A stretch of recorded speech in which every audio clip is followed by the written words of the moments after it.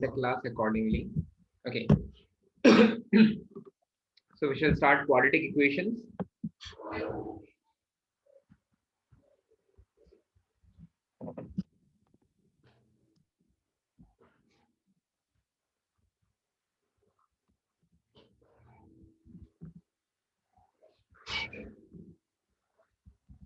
Okay. Quadratic equations में lecture 1. हाँ भाई. So if I ask you what is a polynomial function? A polynomial function is something which is defined for all real values of x. इसीलिए तो polynomial function define किया गया. ठीक है. So class 9th में आपने पढ़ा होगा डेफिनेशन 9th या 10th में इनमें से किसी एक क्लास में कि what exactly is a polynomial function. ठीक है. I request all of you to switch on your videos. Those who have joined, switch on your videos. Okay.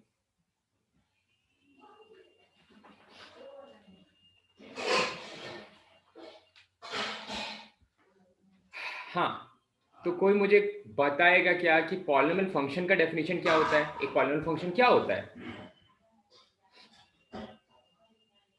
Polynomial function is something so which is non-negative powers.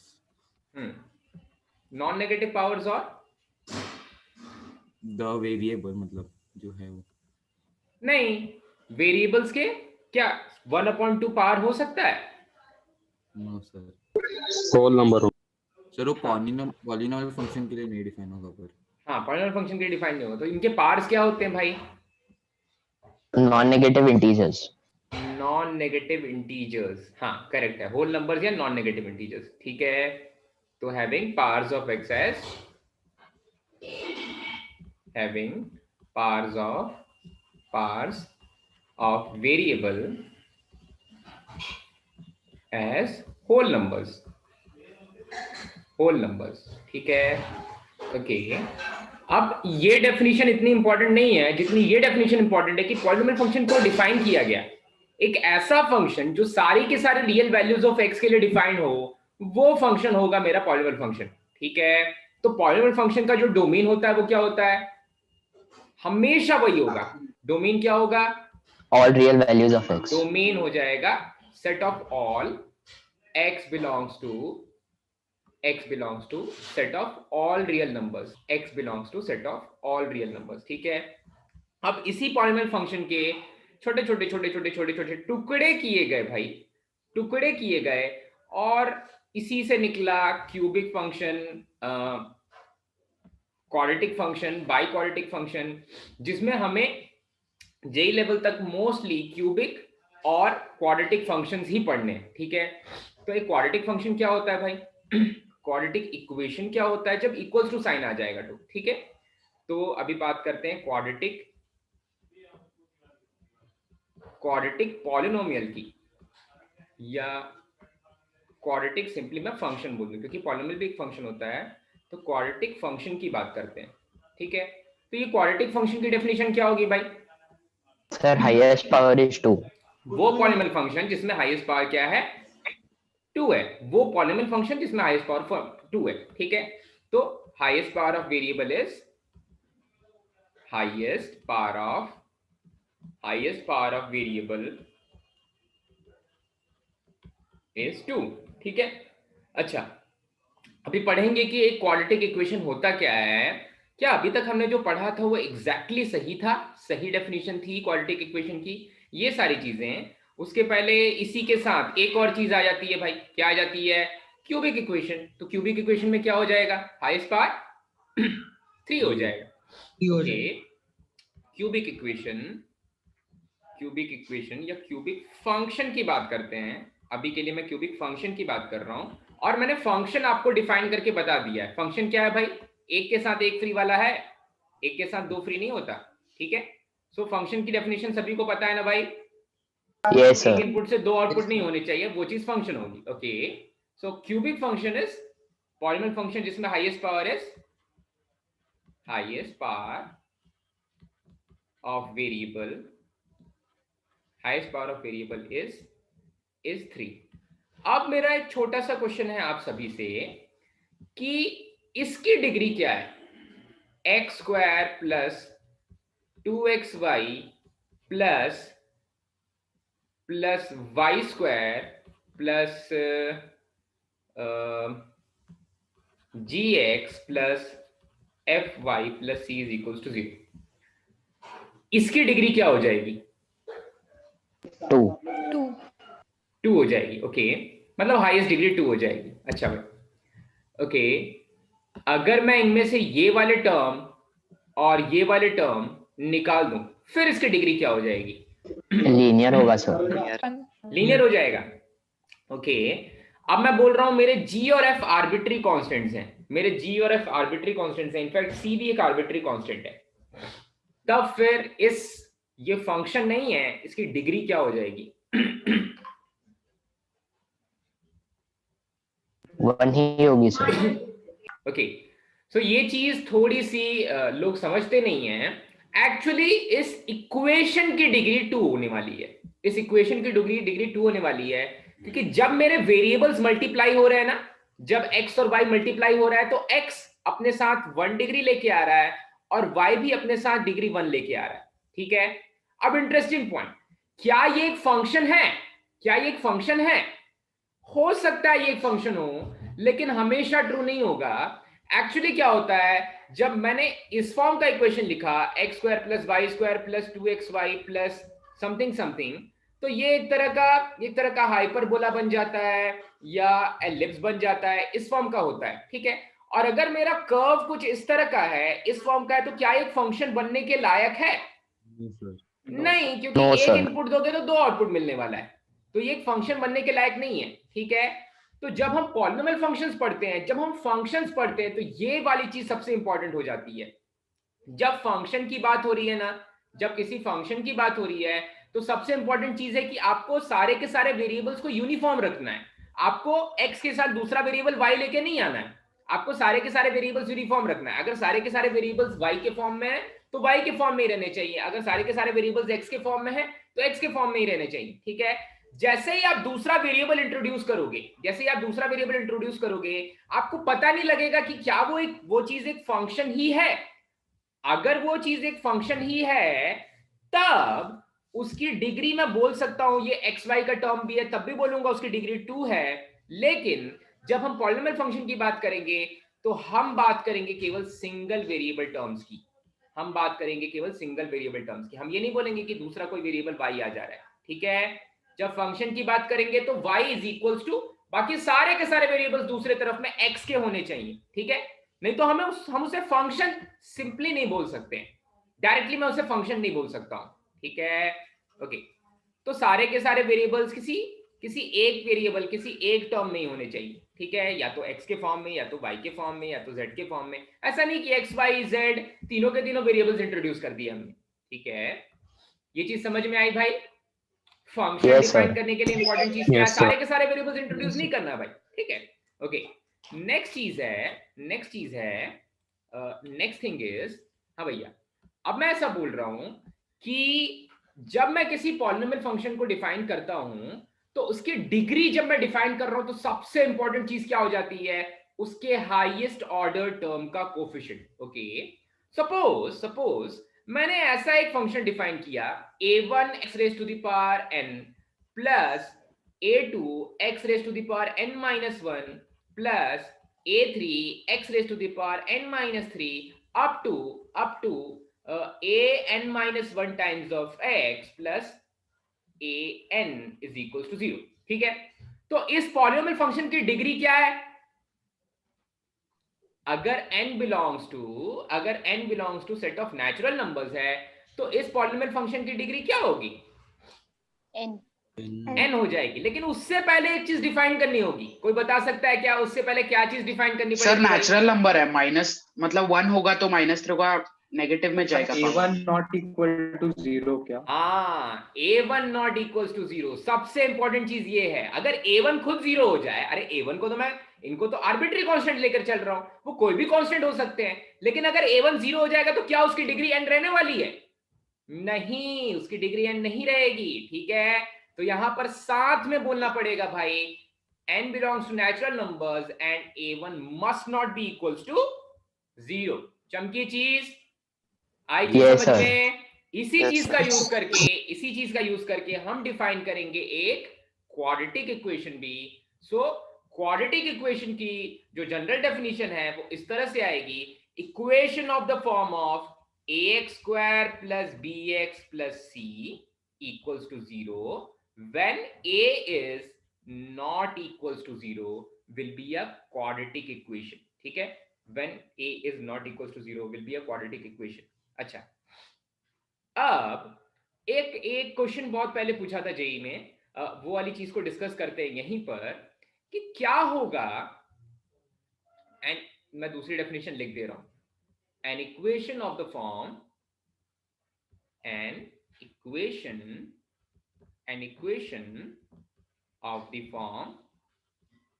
of the form ये वाला form where a is not equals to 0 is a quadratic equation। ठीक है, ये चीज तो समझ में आ गई भाई, a की वैल्यू 0 हो जाएगी तो लीनियर बन जाएगा। ठीक है, ओके। अब क्वाड्रेटिक इक्वेशन आइडेंटिटी कब बन जाती है? क्वाड्रेटिक इक्वेशन आइडेंटिटी कब बन जाती है? ठीक है, तो सोचो कि आपने जो सबसे सिंपलेस्ट आइडेंटिटी आज तक पढ़ी है, कोई एक आइडेंटिटी का एग्जांपल दोगे क्या भाई मुझे?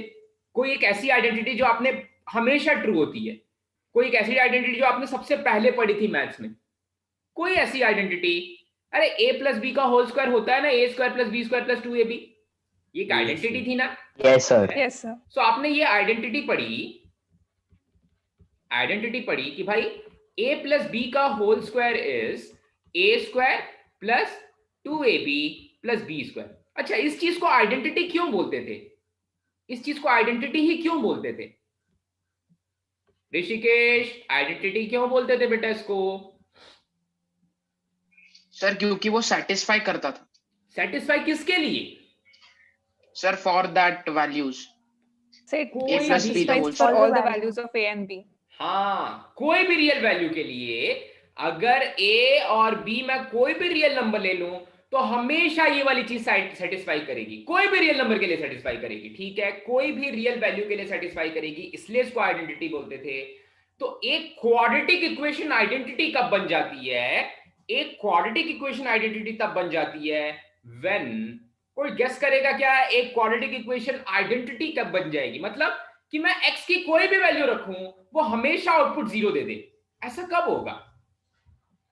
देखो, इस क्वाड्रेटिक इक्वेशन को मैं आइडेंटिटी बनाना चाहता हूं, तो मैं ऐसा बोल रहा हूं कि ये x की सारी के सारे रियल वैल्यूज के लिए ट्रू हो, x की सारी के सारे रियल वैल्यूज के लिए आउटपुट 0 ही दे दे। ठीक है, ऐसा कब होगा? एक क्वाड्रेटिक इक्वेशन तो मैक्सिमम 2 बार 0 हो सकता है, क्योंकि 2 रियल रूट्स हो सकते हैं उसके, तो वो आइडेंटिटी कैसे बन जाएगा? सारी के सारे रियल वैल्यूज ऑफ x के लिए कब 0 देने लग जाएगा? आपको मेरा क्वेश्चन समझ में आ रहा है? जब वो कर्व ऐसा y को ये करेगा, ऐसा स्ट्रेच होके y के साथ x के साथ स्ट्रेट लाइन बनाएगा ना सर। ओके, थोड़ा बहुत सही है। ठीक है, फिर से सुनो। एक आइडेंटिटी वो चीज होती है जो सारे के सारे रियल वैल्यूज ऑफ सारे के सारे रियल इनपुट्स के लिए ट्रू।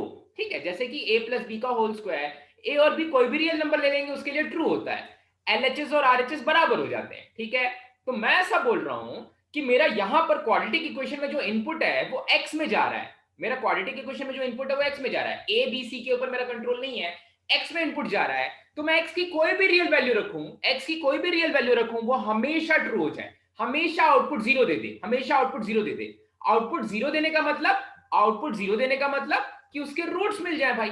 अरे देखो, तो अगर आप x स्क्वायर माइनस 1 में x की वैल्यू 1 रखोगे तो 1 माइनस 1 0 आ जाता है। ठीक है, इसका मतलब x इज इक्वल टू 1 या x इज इक्वल टू -1 पे वो कर्व पास कर रही है, -1 या +1 से वो कर्व पास कर रही है। ठीक है, तो ये दोनों पॉइंट सेटिस्फाई कर रहे हैं। तो एक क्वाड्रेटिक इक्वेशन के मैक्सिमम कितने रूट्स हो सकते हैं?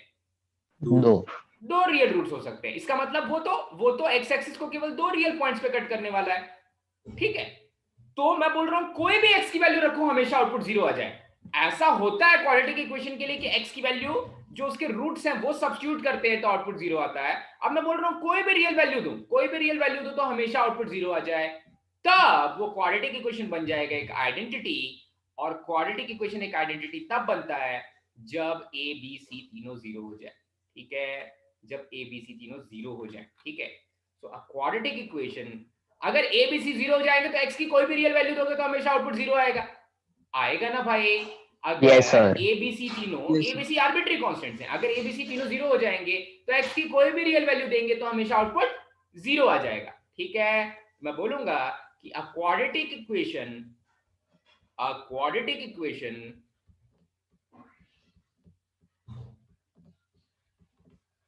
becomes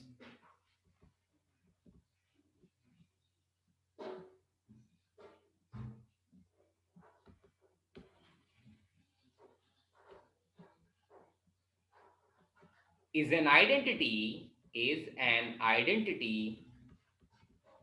when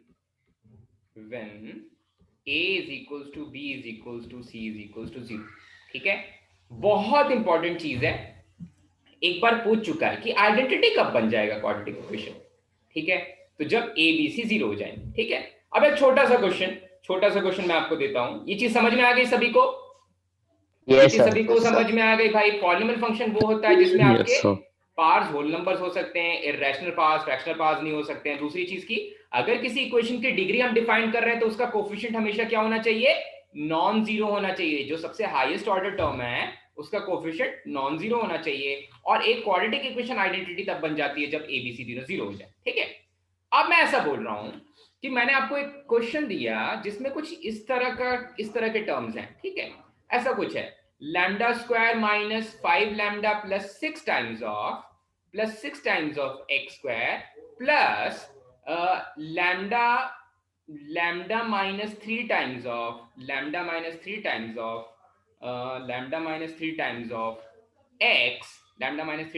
x plus lambda minus 2 multiplied by lambda plus 1 is equal to 0। एक ऐसा क्वाड्रेटिक इक्वेशन है, तो it will be N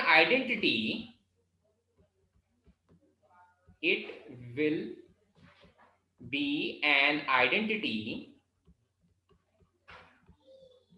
for what values of lambda?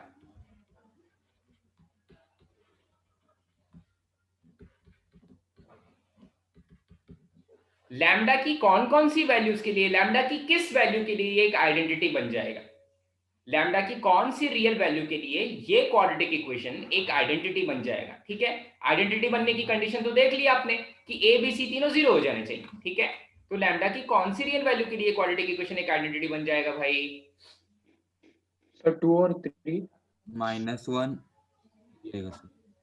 Okay, -1 के लिए कोई और? Sir 2 and 3 2 and 3, okay. समझने आया क्या बोल रहे हैं लोग? सर -1, 2 and 3 तीनों। -1, 2 and 3, ठीक है। एक्चुअली लैम्डा की किसी भी रियल वैल्यू के लिए ये आइडेंटिटी नहीं बनेगा। क्यों? क्योंकि तीनों एक साथ जीरो होने चाहिए भाई। एक के जीरो होने से काम नहीं चलेगा, ए बी सी तीनों जीरो होने चाहिए। अगर ए बी सी तीनों जीरो नहीं होंगे तो क्या होगा? मान लो कि अगर ये वाली चीज जीरो हो जाती है और बाकी दोनों चीजें जीरो नहीं होती है तो क्या होगा भाई? वो एक लीनियर फंक्शन बन जाएगा। तो लीनियर फंक्शन तो एक स्ट्रेट लाइन होती है, तो वो एक्स एक्सिस को किसी एक पॉइंट पे टच करेगा, वो सारी की सारी रियल वैल्यूज ऑफ एक्स के लिए ट्रू नहीं होगा, ठीक है। अच्छा, दूसरा केस, अगर ये वाली चीज जीरो हो जाती है, ये वाली चीज जीरो हो जाती है, पर ये चीज जीरो नहीं हो पाती है, तो एक कांस्टेंट वैल्यू जीरो के बराबर थोड़ी ना हो सकती है भाई। एक constant non zero value zero के बराबर थोड़ी ना हो सकती है। तो जो हमने सब्स्टिट्यूशन किया वो गलत हो गया, ठीक है। तो आपको ऐसा लगा कि जो कोफिशिएंट है एक्स स्क्वायर का, अगर वो जीरो हो जाएगा तो मजा आ जाएगा भाई, तब तो ये क्वाड्रेटिक इक्वेशन एक आइडेंटिटी बन जाएगा। नहीं भाई, देखो तो रूल क्या है, कंडीशन क्या है? तीनों एक साथ जीरो होने चाहिए, a and b and c must be zero, ठीक है। तो यहां पर लैम्डा की किसी यूनिक वैल्यू के लिए ये तीनों चीजें जीरो नहीं हो रही हैं, इसलिए क्वाड्रेटिक इक्वेशन कभी एक आइडेंटिटी नहीं बन सकता। चमकी चीज भाई, yes sir. No real value of lambda, ठीक है। बढ़े आगे भाई, बढ़े आगे। यस ओके, सो आपको डिवीजन तो आता होगा, लॉन्ग डिवीजन आता है भाई। लॉन्ग डिवीजन पे मैं नहीं जा रहा हूं, क्लास 9 में पढ़ा होगा एक पॉलीमर फंक्शन को कैसे डिवाइड करते हैं। ओके, सभी ने नोट कर लिया, आगे बढ़े। Yes, sir. चलो Yes, sir. चलो, अच्छा, अब बात करते हैं सबसे पहले फैक्टर थ्योरम की, ठीक है। तो मैंने सभी को बोला था रिमाइंडर थ्योरम और फैक्टर थ्योरम तो पक्का पक्का पढ़ लेना, ठीक है। सो छोटा सा थ्योरम है भाई, factor theorem. Factor theorem, okay, factor theorem की बात करेंगे तो कौन मुझे बताएगा कि फैक्टर थ्योरम में एक्चुअली होता क्या है। अगर मैं एफ ऑफ एक्स एक पॉलिनोमियल फंक्शन ले लूं तो फैक्टर थ्योरम क्या बोलता है वृंदा? फैक्टर थ्योरम क्या बोलता है बेटा? सो फैक्टर्स निकालने के लिए। फैक्टर्स निकालने के लिए। तरुण बेटा, फैक्टर थ्योरम की डेफिनेशन, फैक्टर थ्योरम का जो डेफिनेशन है या फैक्टर थ्योरम की जो कंडीशंस हैं वो क्या क्या है बेटा?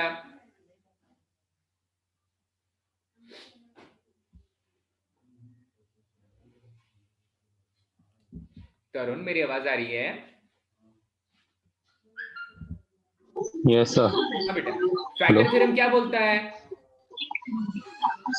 मतलब जब कोई F of X X minus A से डिवाइड करते हैं तब हाँ, रिमाइंडर ए होता है। रिमाइंडर ए होता है, ठीक है। फैक्टर थ्योरम ये बोलता है कि if x minus A is a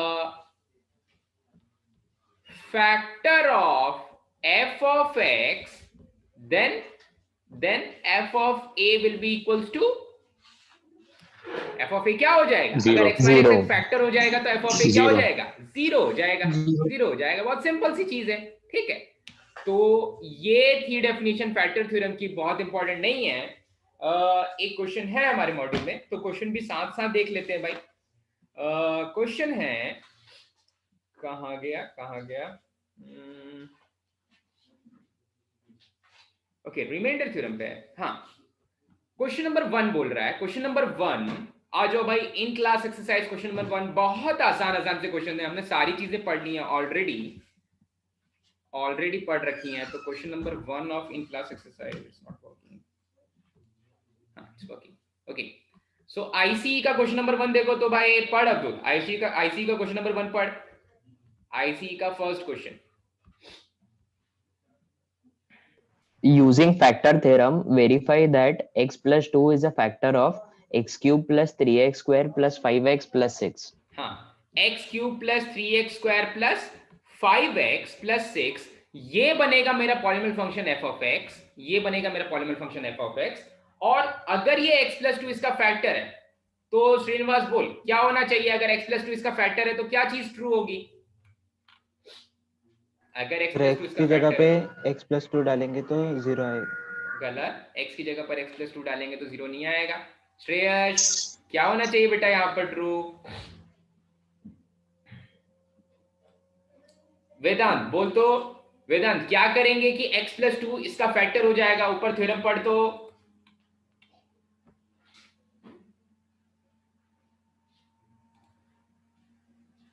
वेदांत,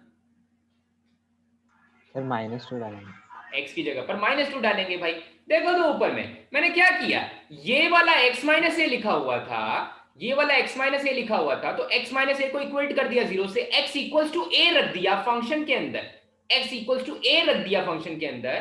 तो इस वाले x प्लस 2 को कंपेयर कर लो, इसको ऐसा लिख लो x माइनस ऑफ 2। तो अब तो बिल्कुल पहला वाला फॉर्म दिख रहा है। तो x की जगह पर इस फंक्शन में f ऑफ क्या निकाल लें? इस फंक्शन में निकाल लें f ऑफ -2. f ऑफ -2 निकाल लेंगे तो देख लो तो क्या आ जा रहा है, दिस इज -2 का क्यूब प्लस 3 टाइम्स ऑफ -2 का square plus 5 times of -2 plus 6, ठीक है। देखो तो इससे आउटपुट क्या आ जा रहा है भाई, कैलकुलेट करके बताओ तो आउटपुट क्या आ जा रहा है वृंदा? आउटपुट क्या आ रहा है बेटा? सर कर रही। हाँ कर लो।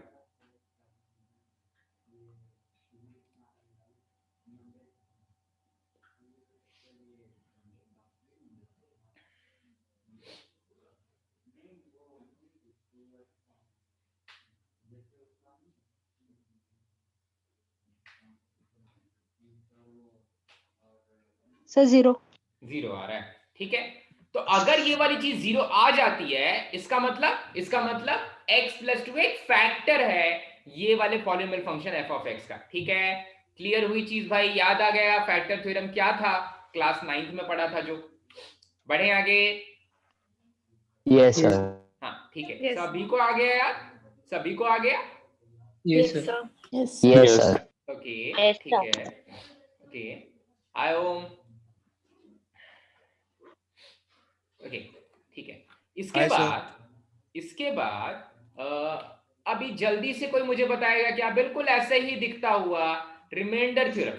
ओम बेटा, रिमाइंडर थ्योरम क्या था? रिमाइंडर थ्योरम बचपन में पढ़ा था।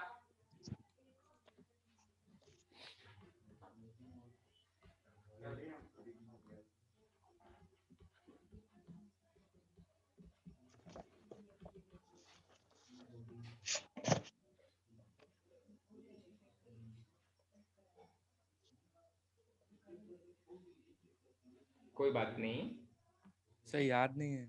कोई बात नहीं, कोई बात नहीं, ठीक है, कोई बात नहीं।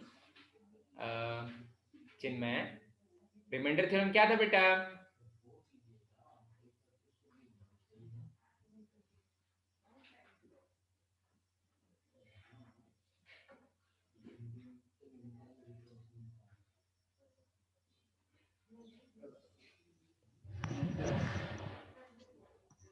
याद नहीं आ रहा सर।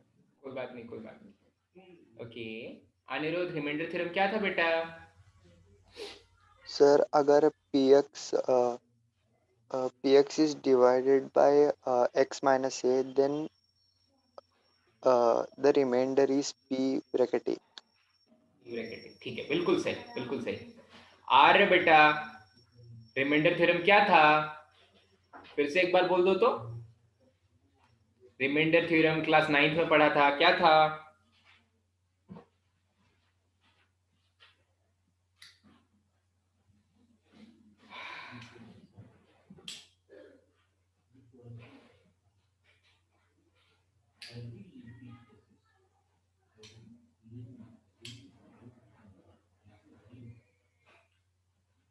आर्य भट्ट, तुम्हें मेरी आवाज सुनाई दे रही है?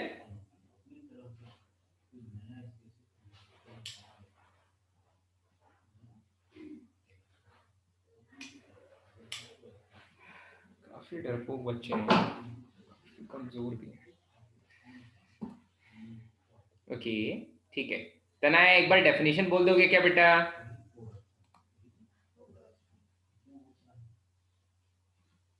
Yes, sir. हाँ, Sir, वो पॉलिनोमियल का degree should be greater then और equal to 1. greater than equals to 1. चलो, if f of x is divided by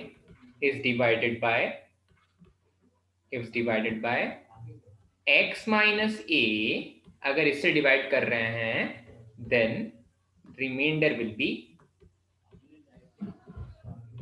remainder obtained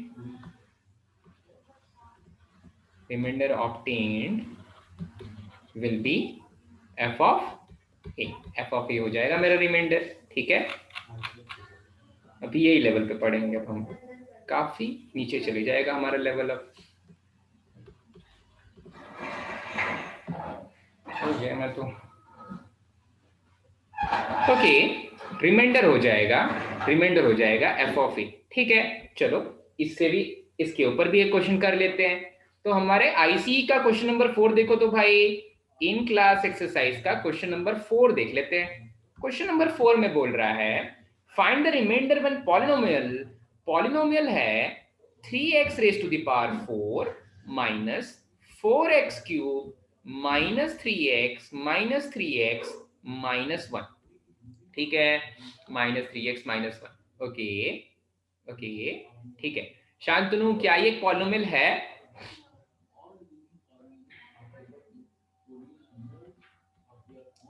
Shantanu बेटा, क्या ये एक पॉलिनोमियल है? Yes sir. हाँ, ये पॉलिनोमियल है। क्यों ये पॉलिनोमियल है? सर नहीं है 3x सर x स्क्वायर का ये नहीं है इसलिए। हाँ, x स्क्वायर का टर्म नहीं है तो ये पॉलिनोमियल नहीं है। ठीक है, ओके, कोई बात नहीं। अक्षता, क्या ये एक पॉलिनोमियल है?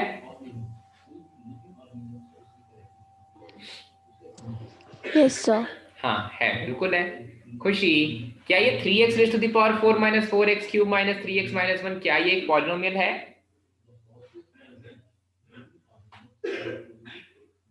Yes sir. है?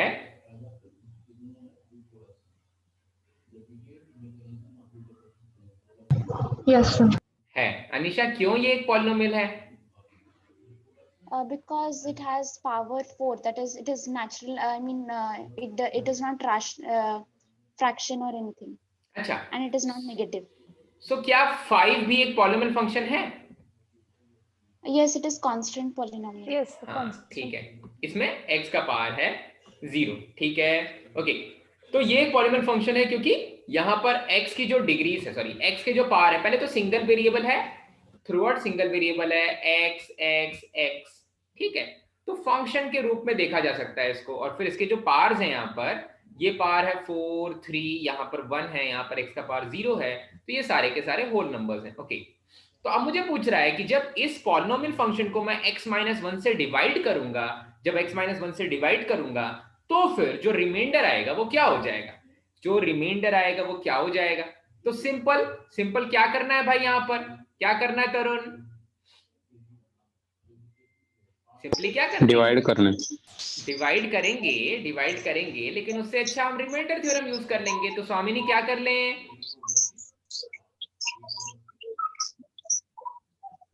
स्वामिनी क्या कर लें बेटा? So we can substitute one. So हाँ, one x equals substitute to 1 कर सकते substitute हैं, कर x की देंगे। जगह solve कर सकते हैं। तो देखो, तो रिमाइंडर थ्योरम क्या बोलता है कि अगर आप f of x को x माइनस a से डिवाइड कर रहे हो, तो रिमाइंडर जो है वो f of a है। मतलब फंक्शन में अगर इसी चीज को मैं कंपेयर कर रहा हूं, अगर मैंने इसी चीज को कंपेयर किया f of x से, तो x की जगह पर क्या रखेंगे? कंपेयर करो भाई, यहां पर है a, यहां पर है ये 1, यहां पर x की जगह पर यही वाला 1 रख देंगे, ठीक है। तो जहां जहां पर 1 रख रहे हैं, जहां जहां पर x है वहां वहां पर 1 रख दिया, तो f of 1 हो जाएगा मेरा रिमाइंडर, ठीक है। f of 1 ही हो जाएगा मेरा रिमाइंडर, ठीक है। ओके, तो ये वाली चीज हो जाएगी रिमाइंडर। इसका मतलब ये हो जाएगा 3 times of 1 raise to the power 4 minus 4 times of 1 का cube minus 3 times of 1 minus 1, ठीक है। कितना आ जा रहा है भाई? कितनी वैल्यू आ जा रही है? ये है 3 माइनस 4 माइनस 3 माइनस 1, कितना आ गया? -5। माइनस ऑफ 5, तो माइनस ऑफ 5 हो जाएगा इसका रिमाइंडर। चमकी चीज भाई, रिमाइंडर थ्योरम, फैक्टर थ्योरम याद आया सभी को? Yes sir. Yes. Okay okay, ठीक है। ओके, और कुछ क्वेश्चंस करते हैं, पर थोड़ा सा अब हम पढ़ लेते हैं क्वाड्रेटिक इक्वेशन के बारे में। सो इतनी सी कहानी थी, ओके, इतनी सी कहानी थी पॉलिनोमियल फंक्शंस की। अब थोड़ी सी चीजें जो हमें ऑलरेडी पता है क्वाड्रेटिक इक्वेशंस के बारे में, पर फिर भी जनरल प्रॉपर्टीज देख लेते हैं उनकी, ठीक है। So properties of quadratic equation, okay.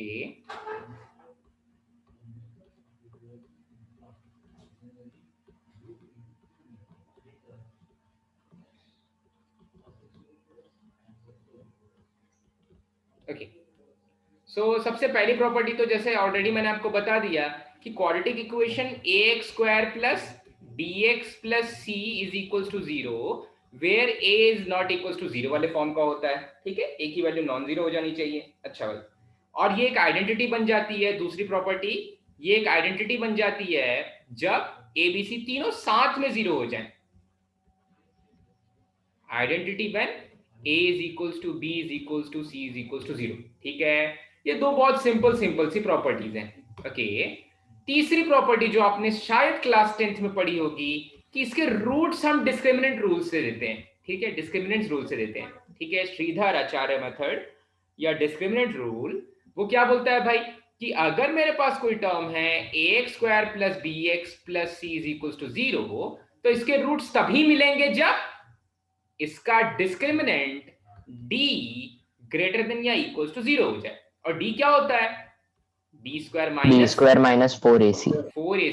तो ये वाली चीज हमेशा ग्रेटर देन इक्वल्स टू 0 होनी चाहिए फॉर रियल रूट्स, ठीक है, for real roots, for real roots ये वाली चीज हमेशा ग्रेटर देन इक्वल टू 0 होनी चाहिए। अच्छा, ये वाली चीज अगर ग्रेटर देन इक्वल टू 0 है तो रूट्स कैसे मिलते हैं भाई? ये वाली चीज अगर ग्रेटर देन इक्वल टू 0 है तो रूट्स कैसे मिलते हैं वेदांत? रूट्स कैसे मिलेंगे? तो डिस्टिंक्ट रूट्स, ग्रेटर देन 0 रहा तो डिस्टिंक्ट रूट्स और इक्वल टू 0 रहा तो इक्वल रूट्स। ओके ठीक है, तो इसके 3 केस बनते थे भाई कि अगर d की वैल्यू ग्रेटर देन 0 है, अगर d की वैल्यू इक्वल्स टू 0 है, और अगर d की वैल्यू लेस देन 0 है।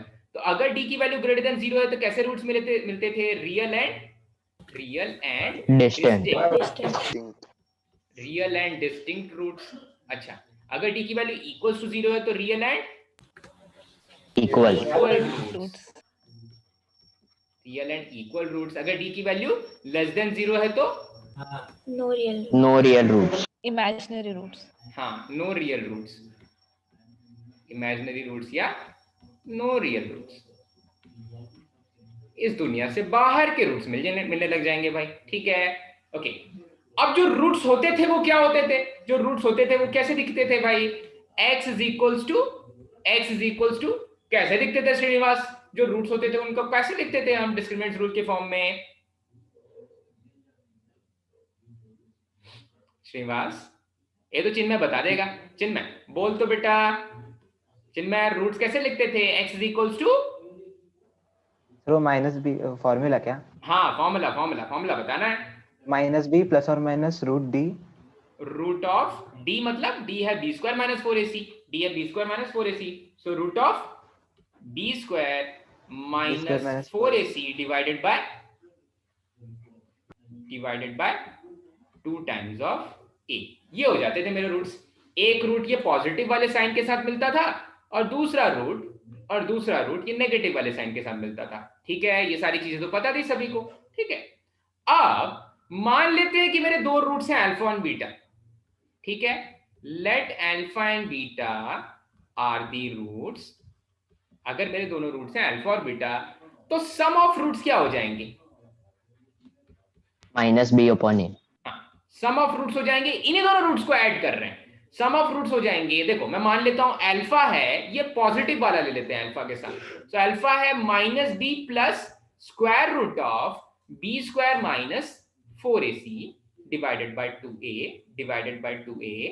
अच्छा भाई, और बीटा को दूसरा वाला नेगेटिव वाला साइन दे देते हैं, तो वो हो जाएगा minus of b minus square root of B square minus 4ac divided by 2a, ठीक है। तो मधुरा बेटा इन दोनों को ऐड करेंगे, अगर अल्फा प्लस बीटा निकालेंगे, इन दोनों को ऐड करेंगे तो क्या आ जाएगा? Minus b plus square root of B square minus 4ac plus minus b minus square root of B square minus 4ac divided by, दोनों का एलसीएम सेम है तो डिवाइडेड बाय जो एलसीएम है वो वाला एलसीएम ले लेते हैं, तो डिवाइडेड बाय 2a। तो ये वाली चीज से ये वाली चीज कैंसिल हो जाएगी और माइनस ऑफ बी और minus of b minus 2b बन जाएगा डिवाइडेड बाय 2a बन जाएगा, ये हो जाएगा माइनस ऑफ b बाय, ठीक है।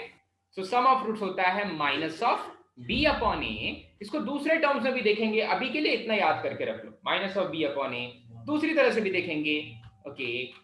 अच्छा, और प्रोडक्ट ऑफ रूट्स की बात करें तो क्या आ जाएगा? क्या करेंगे मतलब? प्रोडक्ट ऑफ रूट्स के लिए इनको मल्टीप्लाई करना पड़ेगा, ठीक है। किसको किसको मल्टीप्लाई करना पड़ेगा भाई? Minus b plus square root of B square minus 4ac divided by 2a। This thing, पहला वाला रूट अल्फा था मल्टीप्लाइड बाय जो नेगेटिव वाला है वो मैंने बीटा को दे दिया था, so minus b minus square root of B square minus 4ac divided by 2 times of a। हमें कैसे मल्टीप्लाई करें बेटा इसको? हमें कैसे मल्टीप्लाई कर दें इसको?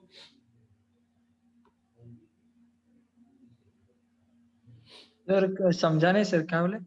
How shall we multiply these two terms, ये फर्स्ट वाला एंड सेकंड वाला टर्म? सर माइनस बी स्क्वायर, हाँ, मतलब a plus b, a minus b का फॉर्मूला लगाना है ना भाई। देखो तो येलो वाला टर्म ए है, ठीक है। सो ए प्लस बी, ये प्लस है ये माइनस है, ठीक है। तो A plus B multiplied by A minus B, A plus B multiplied by A minus B क्या होता है भाई? क्या होता है A plus B multiplied by A minus B? A square minus B square, A square minus B square होता है। तो यहां पर लिखेंगे ए की जगह पर था माइनस ऑफ बी, तो ये हो जाएगा A square minus B square, B की जगह पर है square root of B square minus 4ac, तो स्क्वायर रूट रिमूव हो जाएगा, यहां आ जाएगा बी स्क्वायर माइनस 4ac, ऐसा कुछ हो जाएगा। डिवाइडेड बाय, अच्छा मल्टीप्लाई कर रहे हैं ना, तो नीचे में क्या आ जाएगा भाई? 2a मल्टीप्लाइड बाय 2a क्या आ जाएगा? 4a square, 4a square. तो ये बन जाएगा b square minus B square plus 4ac divided by 4a square. B square से बी स्क्वायर कैंसिल, 4 से 4 कैंसिल होगा, फिर a से a कैंसिल होगा और यहां पर आ जाएगा c अपॉन a, ठीक है। तो जो प्रोडक्ट ऑफ रूट्स होते थे वो c अपॉन a हो जाते थे, ठीक है। अब ये वाली चीज को दूसरी तरह से भी देखते हैं, ठीक है। इसी प्रॉपर्टी को मुझे पता चल जाए कि अगर रूट्स अल्फा और बीटा हैं तो किसी भी क्वाड्रेटिक इक्वेशन को कुछ इस तरह से लिख सकते हैं हम। देखो तो किस तरह से लिखा जा सकता है भाई। एक क्वाड्रेटिक इक्वेशन मैं आपको लिख रहा हूं, ये फोर्थ प्रॉपर्टी है। यहां पर मैं बोल रहा हूं कि अगर मेरे पास क्वाड्रेटिक इक्वेशन है ax square plus bx plus c के फॉर्म का, तो इसको इसके रूट्स के फॉर्म में लिख सकते हैं, some constant k times of x minus alpha x minus beta, ठीक है। Given that alpha and beta are the roots, alpha and beta are the roots, alpha और बीटा का रूट्स हैं, तो किसी क्वाड्रेटिक इक्वेशन को कुछ इस फॉर्म में लिख सकते हैं, ठीक है। अब आप बोलोगे सर यहां पर ये k लिखना जरूरी है क्या? बिना k के काम नहीं चलेगा क्या? सोचो तो, देखो तो LHS में x स्क्वायर का कोफिशिएंट है a, तो RHS में भी x स्क्वायर का कोई कोफिशिएंट होना चाहिए ना, कोफिशिएंट 1 नहीं होना चाहिए, इसलिए मैंने अभी कोई आर्बिट्री कांस्टेंट k ले लिया है। अब दोनों तरफ के इक्वेशंस को कंपेयर करूंगा मैं और देखते हैं उससे क्या मिलता है। दोनों तरफ के इक्वेशंस को कंपेयर करते हैं। देखो LHS है मेरा ax square plus bx plus c, ये तो एज इट इज रहेगा। RHS को जब आप मल्टीप्लाई करोगे तो कैसा आ जाएगा? x square minus alpha plus beta x plus alpha beta, ठीक है। तो देखो तो भैया इसको कुछ ऐसा लिख लेते हैं, ax square plus bx plus c is equals to kx square minus k alpha plus beta x plus k alpha beta, ठीक है। अब ध्यान से देखना, दोनों तरफ ध्यान से देखना भाई। ये देखो तो कद्दू को कद्दू के बराबर कर दिया, ये देखो राजू को राजू के बराबर कर दिया, ये वाला, ठीक है। और ये वाला बाबूराव को बाबूराव के बराबर कर दिया। तो एक्चुअली में हम जो x स्क्वायर का कोफिशिएंट है दोनों तरफ, उन दोनों टर्म्स को कंपेयर कर रहे हैं। जो x का कोफिशिएंट है दोनों तरफ, वो चीजों को कंपेयर किया जा रहा है, और जो कांस्टेंट टर्म है उनको कंपेयर किया जा रहा है, ठीक है। तो कंपैरिजन के बाद देखो क्या मिलता है। a की वैल्यू किसके बराबर हो जाएगी? k के बराबर हो जाएगी, ठीक है भाई। देख देख के बोलते जा, अनिरुद्ध बोल तो b की वैल्यू किसके बराबर हो जाएगी?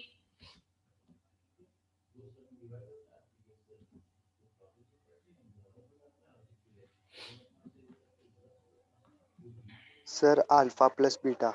b की वैल्यू हो जाएगी minus of k times of alpha plus beta के बराबर, और c की वैल्यू किसके बराबर हो जाएगी? k times of alpha beta के बराबर, ठीक है। तो देखो तो यहां से मुझे क्या पता चलता है? यहां से मुझे पता चलता है कि अल्फा प्लस बीटा क्या हो जाएगा भाई? Minus of b by k, और अल्फा बीटा क्या हो जाएगा? अल्फा बीटा क्या हो जाएगा? c upon k। लेकिन k क्या है? k तो a के बराबर है, तो इसका मतलब ये वाली चीज सेम किसके बराबर है? Minus of b upon a और c अपॉन a के बराबर है, ठीक है। तो वही सेम चीज मिल गई। तो मैं किसी क्वाड्रेटिक इक्वेशन को एक्चुअली किस तरह से लिख सकता हूं भाई? फाइनली जो कंक्लूजन मिल रहा है वो ये मिल रहा है कि किसी भी क्वाड्रेटिक इक्वेशन को जब मैं लिख रहा हूं, इस फॉर्म में लिखा जा सकता है। ax square plus bx plus c को मैं लिख सकता हूं a times of x minus alpha x minus beta, क्योंकि k एक्चुअली में a ही बनने वाला है। ठीक है, आई चीज समझ में चमका भाई सभी को? Yes. दीक्षा बेटा? Yes sir. ओके ठीक है। अच्छा भैया, यहां तक की कहानी तो कुछ ऐसी थी, पर मोस्टली देखो जेई मेंस तो आपसे केवल और केवल क्वाड्रेटिक इक्वेशन, क्वाड्रेटिक टर्म्स तक ही पूछेगा, कभी कभी क्यूबिक पूछ लेगा। पर क्या होता है कि आगे जाकर के हमें बाई क्वाड्रेटिक की भी जरूरत पड़ती है, मतलब पावर 4 वाले पॉलिनोमियल फंक्शन की जरूरत पड़ती है। तो उसके लिए जनरल अंडरस्टैंडिंग से ये जो सम ऑफ रूट्स है, प्रोडक्ट ऑफ रूट्स है, इनके बारे में फिर से एक बार बात कर लेते हैं भाई। ठीक है, तो देखो सबसे पहले तो यहां तक सभी को चमक गया भाई, सारी चीजें समझ में आ गई? सम ऑफ रूट्स और प्रोडक्ट ऑफ रूट्स ही निकालना है। ओके, अब इसके बाद थोड़ी देर के लिए क्वाड्रेटिक इक्वेशन को आराम देते हैं और बात करते हैं रूट्स वर्सेस जीरोस की। मैंने आपको बताया था रूट्स और जीरोस के बीच में डिफरेंस क्या होता है।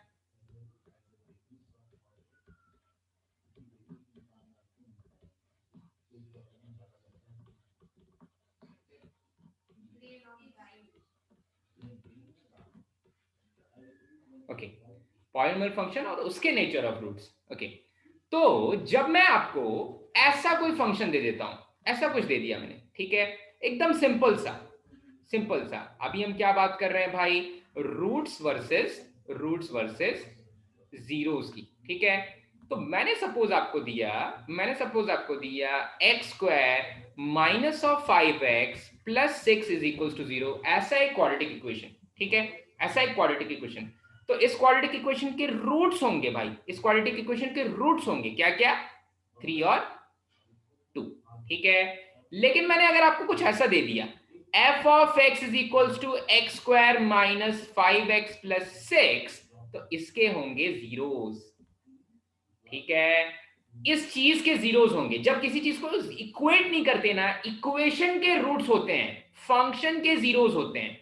ये फंक्शन है, और ऊपर वाले केस में मैंने क्या किया था, इसको इक्वेट कर दिया था, जीरो से इक्वेट कर दिया था। तो इक्वेशन के होते हैं रूट्स, फंक्शन के होते हैं जीरोस, तो इसके जीरोस होंगे। हाँ, दोनों चीजें सेम है।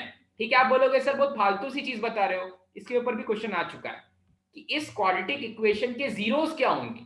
इक्वेशन के जीरोस नहीं होते हैं, इक्वेशन के रूट्स होते हैं। तो नन ऑफ दीज था आंसर। ठीक है, तो ये जीरोस और रूट्स के बीच में डिफरेंस समझ में आया। जब एक फंक्शन के फॉर्म में चीजें दी होंगी तो वो जीरोस होते हैं, जब इक्वेट कर देंगे उसको जीरो से तो वो रूट्स बन जाते हैं। ठीक है, चमकी ये चीज भाई, समझ में आया सभी को? ठीक है, तो छोटी सी चीज है, ये तो समुद्र में एक पानी के बराबर है। नेक्स्ट चीज के बारे में बात करते हैं। Next thing is about a cubic equation, roots for a cubic equation, roots for a cubic equation. अच्छा, इस बारे में बात करना है। ठीक है, तो देखो, तो जैसे मैंने क्वाड्रेटिक इक्वेशन के बारे में बात की ना, बिल्कुल वैसे ही क्यूबिक इक्वेशन के बारे में बात करेंगे। एक्चुअली जब मैं क्वाड्रेटिक इक्वेशन देख रहा था तो आपने ध्यान नहीं दिया या हमने ध्यान नहीं दिया, क्वाड्रेटिक इक्वेशन जब मैंने लिखा ax square plus bx plus c is equals to 0, और कोई जनरल क्यूबिक इक्वेशन लिखें ax cube plus bx square plus cx plus d equals to 0, तो हमने जब सम ऑफ रूट्स की बात की थी ना, तो सम ऑफ रूट्स था minus of second highest power of x, minus of coefficient of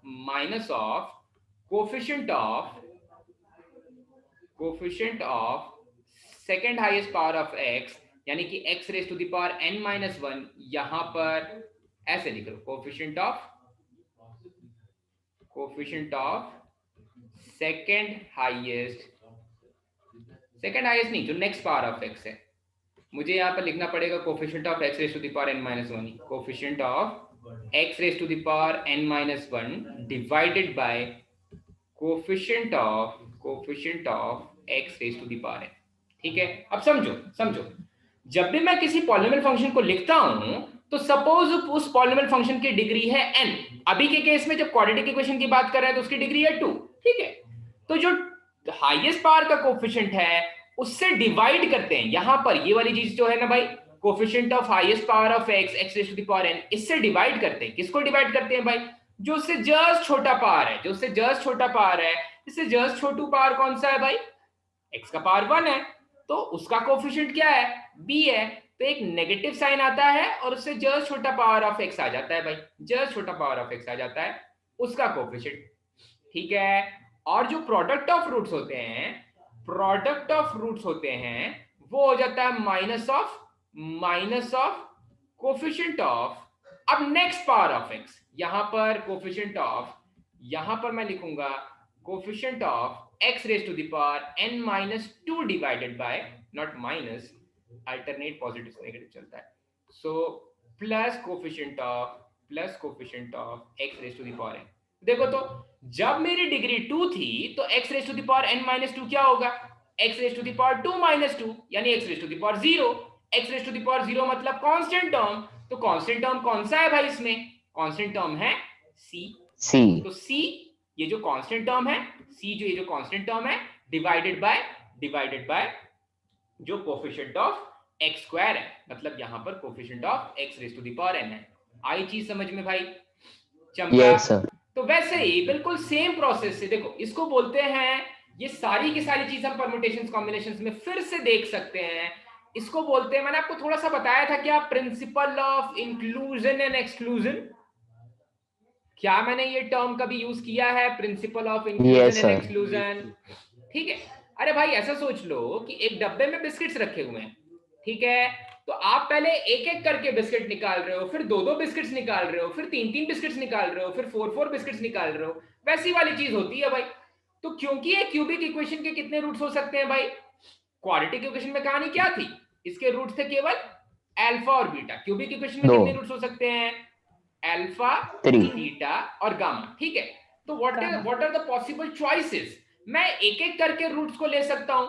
जब मैं एक एक करके रूट्स को लूंगा तो कुछ ऐसा आ जाएगा, alpha plus beta plus gamma. जब मैं दो दो के पेयर में बिस्किट्स निकाल रहा हूं भाई, दो के पेयर में रूट्स लूंगा तो कैसा आ जाएगा भाई? Alpha beta plus beta gamma plus gamma alpha. ठीक है, ओके। और जब एक साथ 3 बिस्किट्स निकाल लिया तो क्या आ जाएगा? Alpha beta gamma. Alpha beta gamma. इसी को बोलते हैं principle of inclusion and exclusion. अब आप बोलोगे सर ये इंक्लूजन और एक्सक्लूजन टर्म क्यों आ रहा है? ये इसलिए आ रहा है क्योंकि आप देखना, हम alternate positive negative sign use करेंगे भाई, जैसे हम सेट्स में करते थे। जब मैं किसी 3 सेट का यूनियन लेता था तो क्या होता था? 3 सेट्स की यूनियन में क्या होता था? पहले एक एक करके टर्म्स को पॉजिटिव के साथ लेते थे, फिर 2-2 के इंटरसेक्शन को एक्सक्लूड करते थे, फिर 3 के इंटरसेक्शन को इंक्लूड कर लेते थे। तो उसी रूल से कुछ कुछ यहां पर भी आती हैं चीजें। जब मैं यहां पर सम ऑफ रूट्स की बात करूंगा तो फिर से जो सेकंड हाईएस्ट पावर दिख रहा है, मतलब x क्यूब के बाद जो नेक्स्ट पावर ऑफ x है वो है x स्क्वायर। तो जो x स्क्वायर का कोफिशिएंट है b डिवाइडेड बाय जो x क्यूब का कोफिशिएंट है a, उसको दे देंगे एक नेगेटिव साइन। ठीक है, तो यहां पर आया एक्सक्लूजन, वो प्रिंसिपल का एक्सक्लूजन आया। क्यों आ रहा है ये अभी मैं नहीं समझा सकता क्योंकि हमने पीएनसी नहीं पढ़ी है पूरी तरह से। ओके, तो यहां पर आया exclusion minus of B by. तो नेक्स्ट वाले में पता है क्या आएगा? जब sum of roots taken 2 at a time ले लेंगे तो ये वाली चीज आ जाएगी, उसका नेक्स्ट हाईएस्ट पावर। मतलब x क्यूब की बात हो रही है तो अब नेक्स्ट वाला पावर क्या होगा? x raise to the power n-2। ठीक है, उसके बाद x raise to the power n-3 and so on. ठीक है, तो आप एक एक करके आगे चलते जाओ। अभी आपने डिवाइड किया था b को a से, अब आप डिवाइड करो c को a से। ठीक है, तो अब आपने डिवाइड किया c को a से। अच्छा भाई, लेकिन पहले था नेगेटिव तो अब आ जाएगा पॉजिटिव। ठीक है, इसलिए उस हिसाब से जो नेक्स्ट वाले प्रोडक्ट ऑफ रूट्स की बात करूंगा तो पहले था negative positive, alternate positive negative sign होंगे, तो यहां पर आ जाएगा फिर से नेगेटिव। और उसके बाद जो नेक्स्ट पावर है वो एक कांस्टेंट टर्म है, तो constant term divided by coefficient of x cube. ठीक है, किसी को इसमें कोई डाउट भाई? किसी को कोई डाउट? चमक गई क्या चीज? पहले से पढ़ी हुई थी। तो मैंने आपको बताया कि एग्जाम में 4th degree by quadratic equation तक आ सकता है, तो हम एक बार बाई क्वाड्रेटिक इक्वेशन के लिए भी चीजें लिख लेते हैं। लिख ले भाई, बाई क्वाड्रेटिक के बारे में लिख लें। ठीक है, जिससे कि कभी कंफ्यूजन ना हो, इसलिए बाई क्वाड्रेटिक के रूट्स के बारे में भी लिख लेते हैं, ठीक है। So third point is roots of biquadratic equation. Okay, biquadratic equation का जनरल टर्म कैसा दिखेगा भाई? बाई क्वाड्रेटिक इक्वेशन का जनरल टर्म सानिका बताएगी। सानिका बेटा, बाई क्वाड्रेटिक इक्वेशन का जनरल टर्म कैसा दिखेगा? जिसका फोर्थ डिग्री हो। बाई क्वाड्रेटिक मतलब डिग्री 4। कंफ्यूजन हो रहा है तो सोच लो डिग्री 4 है, तो जनरली कैसा दिखेगा? ax raised to 4 ax raised to the power 4 plus bx cube plus cx square plus plus dx dx plus plus e e equals to 0। equals केवल इतना ही पढ़ेंगे, एग्जाम के लिए रेलिवेंट बाई क्वाड्रेटिक इक्वेशन तक ही है। Okay, अब इसके roots कितने होने वाले हैं भाई? इसके रूट्स कितने आने वाले हैं? 4 sir at the most. Alpha beta gamma and delta. Okay okay, अच्छा तो सबसे पहले तो एक एक बिस्किट निकालना है भाई। इंक्लूजन एक्सक्लूजन में पहले एक एक का सिंगलटन, फिर दो दो का पेयर, तीन तीन का ट्रिपलेट, फिर क्वाड्रिपलेट, ठीक है। तो अभी के लिए आएगा मेरे पास sum of roots alpha beta gamma और डेल्टा, फिर sum of roots taken 2 at a time. तो कोई मुझे बता सकता है क्या ये दो दो के कितने पेयर बनेंगे? 8 होंगे सर। 8 होंगे पक्का? चलो काउंट कर लेते हैं, ठीक है। ये तो सेट्स वाला ही कहानी है, ठीक है। एक होगा alpha beta plus beta gamma, gamma delta, अरे plus alpha gamma plus alpha gamma plus alpha delta alpha gamma plus alpha beta. और कोई बच रहा है क्या? अल्फा बीटा हो गया। अच्छा अल्फा बीटा हो गया, तो ये तो मुझे अथर्व ने बोला। फिर नहीं alpha delta alpha delta, alpha delta, ठीक है, अल्फा डेल्टा। ओके, कोई और बच रहा है क्या? सर बीटा डेल्टा है। Beta delta, beta delta. अच्छा 6 हो गया, 4C2। अब कोई बच रहा है क्या?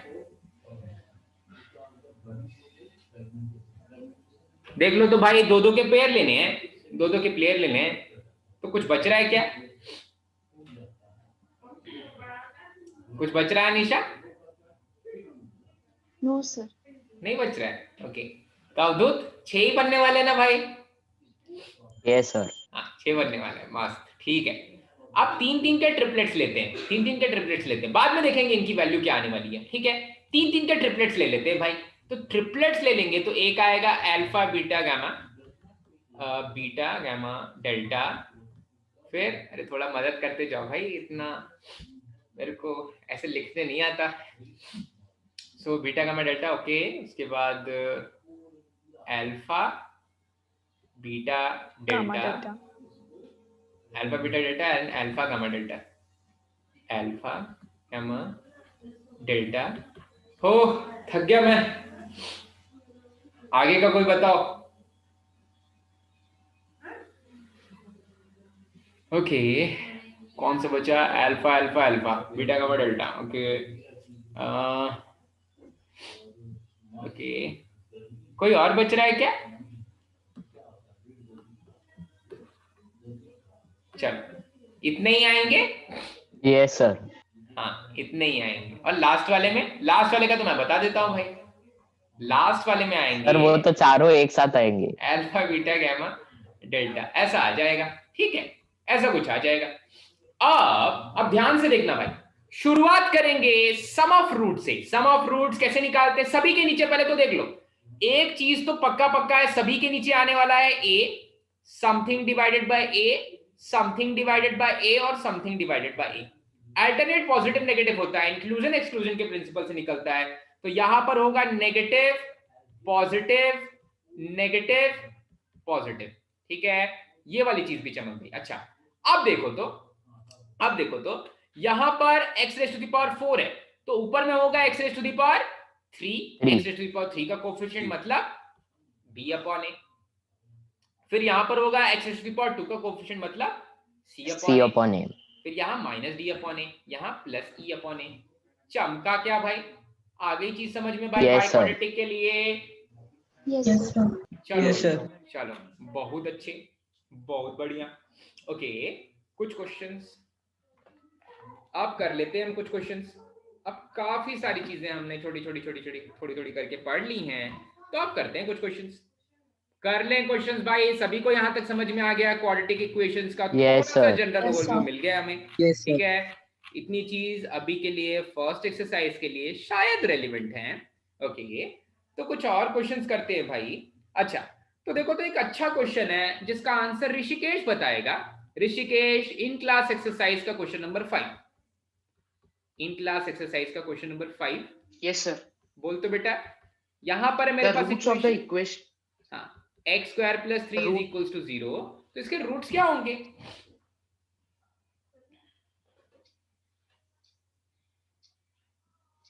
बोल ऋषिकेश।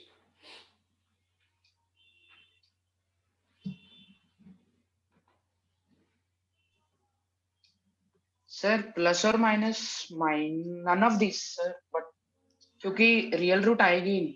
नहीं, रियल रूट तो सी वाले ऑप्शन में भी नहीं दिख रहा है। स्क्वायर रूट ऑफ -3 किसी ने निकाला आज तक? सर बट ऐसा रिप्रेजेंट कर सकते हैं क्या, प्लस और माइनस माइनस? वो कर रहा है ना, वो कर रहा है। आ तो वही चीज रही है, देखो तो ऐसा ही आ रहा है ना, कुछ ऐसा ही आ रहा है ना कुछ। सर ए आएगा शायद। अच्छा अच्छा, कैसे आएगा अब तो ए? सर ए सर मतलब x 9 का प्लस कोई 3 हो जाएगा। है नहीं है सर। हाँ बेटा, सर 0x है इक्वेशन में। 0x नहीं, x स्क्वायर प्लस 3 मतलब x square plus 0x plus 3 वैसा सर। सर सी आएगा। 0 है सर। नहीं, रूट्स की बात हो रही है ना, सी आएगा। सर सिंपल सी आएगा। देखो तो, देखो सभी भाई, कंफ्यूज नहीं होना भाई, जैसे निकालते थे पहले वैसे ही निकालो। यहां पर है x square is equals to minus of 3, तो दोनों तरफ अगर स्क्वायर रूट ले लेंगे तो देखो तो, इसको लिखेंगे square root of x square और इसको लिखेंगे square root of minus of 3। आपको पता है square root of x square क्या होता है? Modulus of x। So modulus of x की वैल्यू क्या आएगी भाई? Square root of minus of 3। अच्छा, लेकिन मॉड ऑफ x को x के फॉर्म में कन्वर्ट करने के लिए क्या करना पड़ेगा? प्लस माइनस देना पड़ेगा। So x will be equals to either plus और minus square root of minus of 3। Chamki क्या चीज भाई? अरे मॉड ऑफ x अगर 5 है तो x क्या क्या है? x माइनस 5 भी हो सकता है और प्लस 5 भी हो सकता है।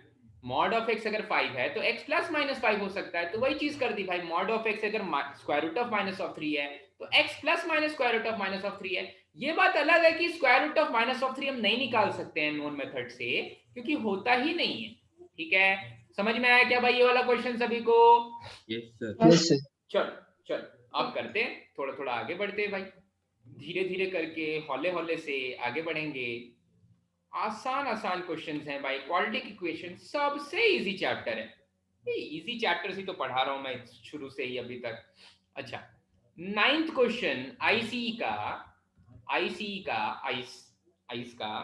हाँ भाई, बोल रहा है फाइंड के if roots of the equation, एक इक्वेशन गिवन है x square plus kx plus 48 is equal to 0। इसके रूट जो है वो 3:4 के रेशियो में है, तो k की वैल्यू बतानी है। ठीक है, तो k की वैल्यू बतानी है। सुज्ञान बेटा, कहां से करनी पड़ेगी शुरुआत? सुज्ञान, So let the roots be equal to alpha and beta.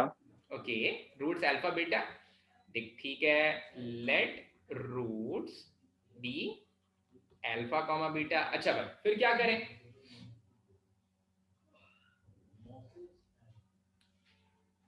सुज्ञान तो क्या बोल सर म्यूट करके बोल रहा है वो। पता चला मुझे। Sir alpha plus beta is equals to minus B upon A लिखेंगे। Alpha plus beta minus B upon A, और अल्फा बीटा लिखेंगे सी अपॉन ए। ये भी आप सही बोल रहे हो भाई, alpha beta minus B upon A और alpha plus beta minus B upon A, alpha beta C upon A. पर यहां पर माइनस बी अपॉन ए क्या है? बी की जगह पर क्या है भाई? बी की जगह पर है के और ए की जगह पर है 1, तो देखो तो माइनस बी अपॉन ए आ जाएगा माइनस ऑफ के अपॉन 1। अच्छा, और सी अपॉन ए आ जाएगा 48 अपॉन 1। ठीक है, so minus B upon a is minus of k और सी अपॉन ए इज 48। अच्छा भाई, आगे की जनता भाई, अवधूत बोल, तेरे को बोलने का मन कर रहा है, मेरे को पता है। हाँ, बोल। सर अल्फा को beta, alpha is to beta is given 3:4 sir. Alpha is to beta is given 3:4, बिल्कुल सही।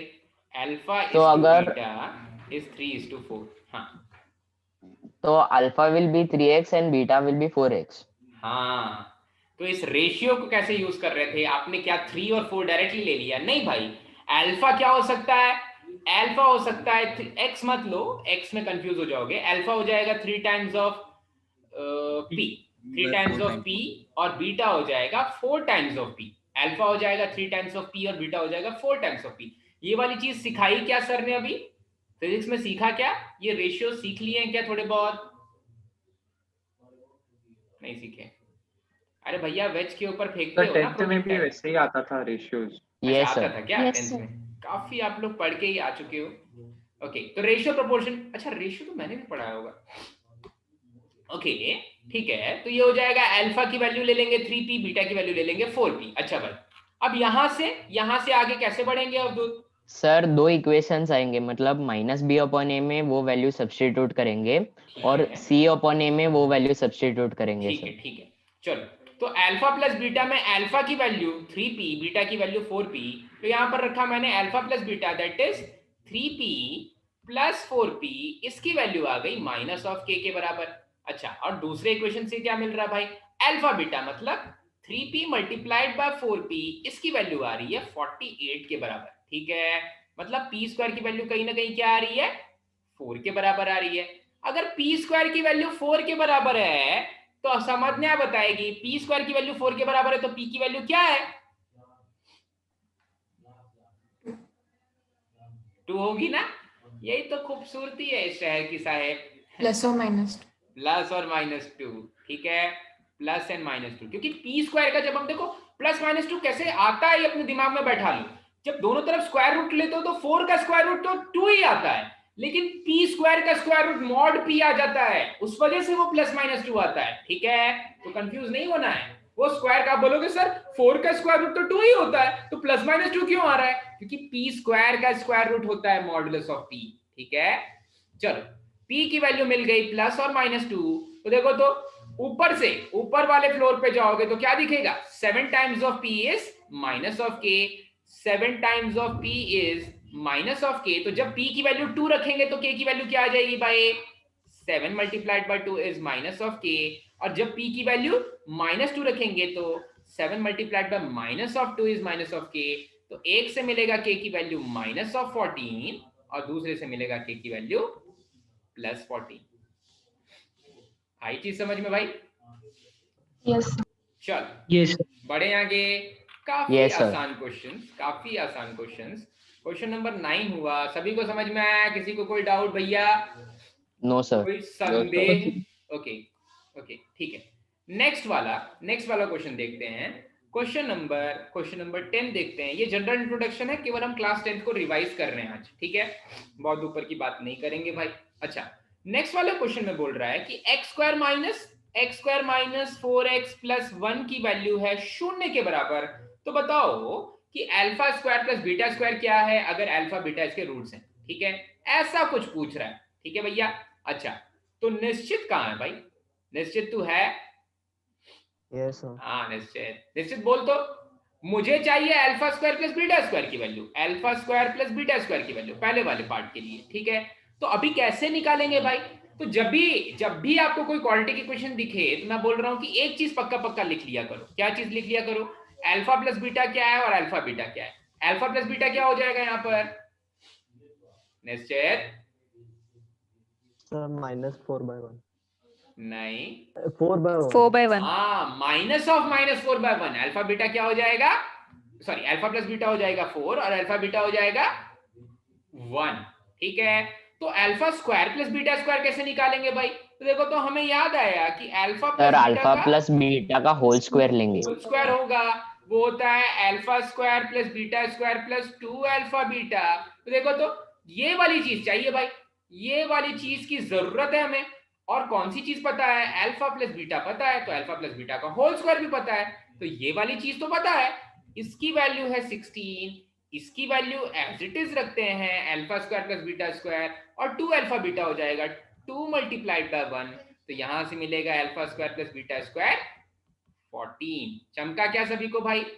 बहुत ही आसान कैलकुलेशंस, काफी इजी, इस तरह से आ जाएगा 14। ये तो पहली वाले की बात हुई। दूसरे वाले के बारे में बात करते हैं। मम्मी लव पानी दे दो ना गरम। ओके, दूसरे वाले के बारे में बात करते हैं। भैया यहां पर पूछ रहा है अल्फा बाय बीटा और बीटा बाय अल्फा। अथर बताएगा आगे कैसे बढ़े। Athar yes sir. आगे कैसे बढ़ना है भाई? सर हम alpha into beta is equal to 1 है, so beta is equal to 1 upon alpha लिख सकते हैं ना सर?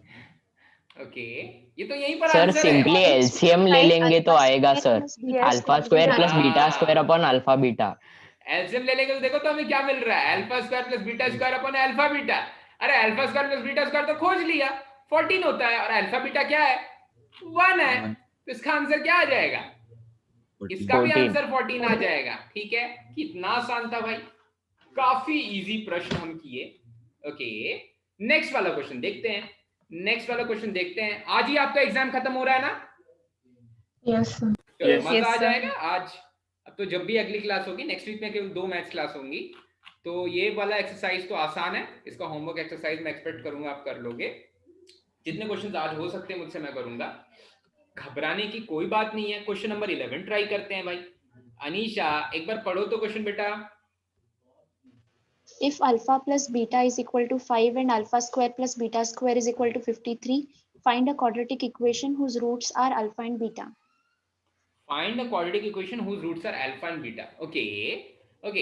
अब अगर मुझे क्वाड्रेटिक इक्वेशन की जरूरत है तो वो क्वाड्रेटिक इक्वेशन कैसा दिखेगा?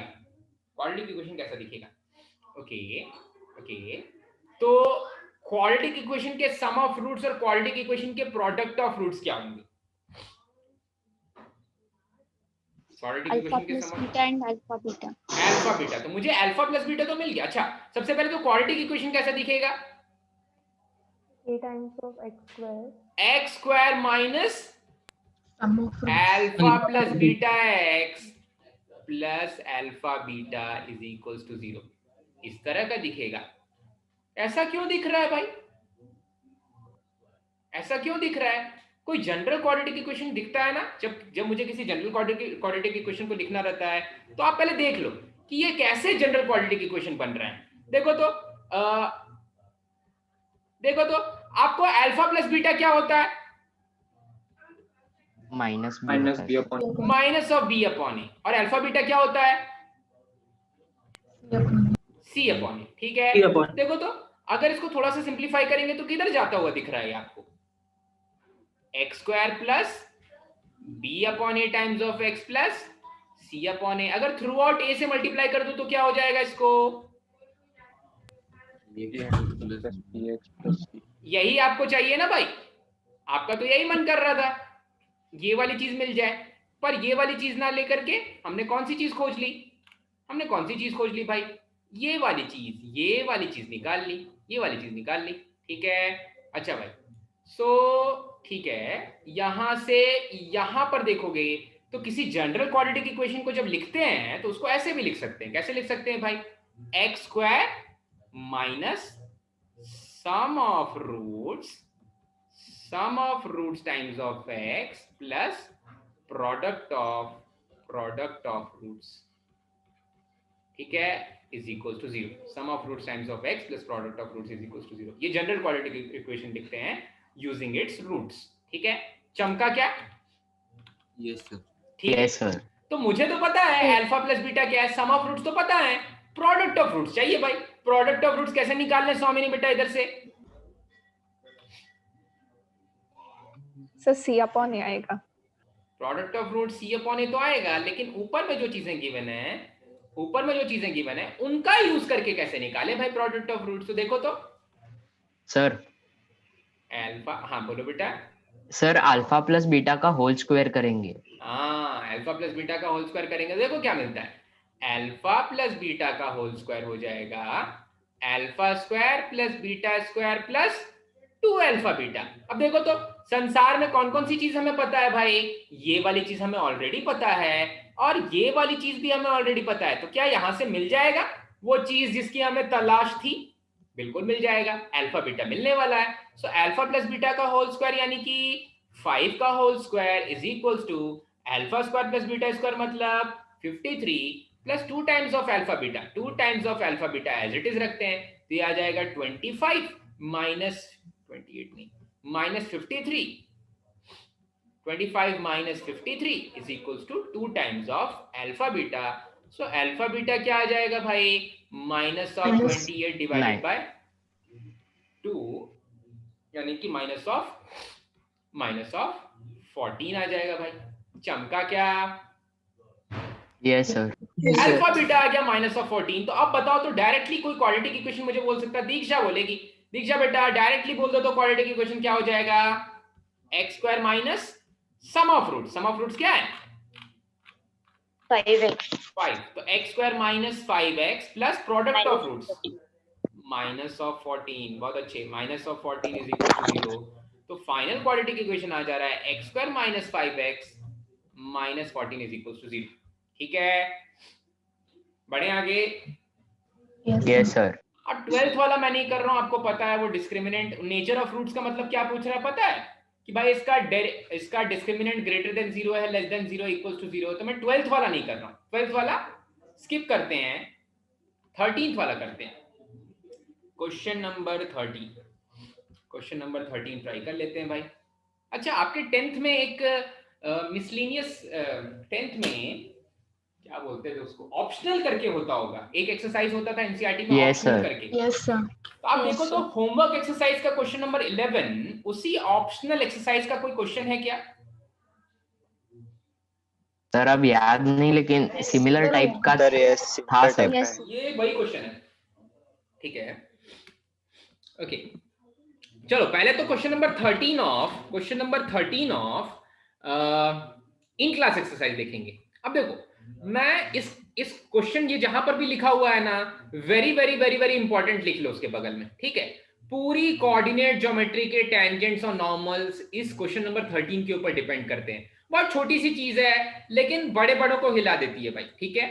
अगर ये वाली चीज नहीं करने आएगी तो गड़बड़ हो जाएगी, ठीक है। और हम ऑलरेडी ये चीज कर चुके हैं, ये चीज हम ऑलरेडी कहां कर चुके हैं, ये चीज ऑलरेडी हमने यहां पर की थी, जहां पर हमने फंक्शंस वाले चैप्टर में रेंज निकाला था। इस तरह का एक फंक्शन था x square minus x plus 1 upon x square plus 3x plus 1, ऊपर में भी क्वाड्रेटिक नीचे में भी क्वाड्रेटिक, जहां इसका रेंज निकाला था ना, याद आया भाई? ऐसा फंक्शन था, ऊपर में भी क्वाड्रेटिक नीचे में भी क्वाड्रेटिक, रेंज निकाला था। जिस तरह से मैंने रेंज निकाला था बिल्कुल उसी फॉर्म का ये क्वेश्चन, ठीक है। और बहुत इंपॉर्टेंट है, कोऑर्डिनेट ज्योमेट्री के लिए बहुत ज्यादा इंपॉर्टेंट है, ठीक है।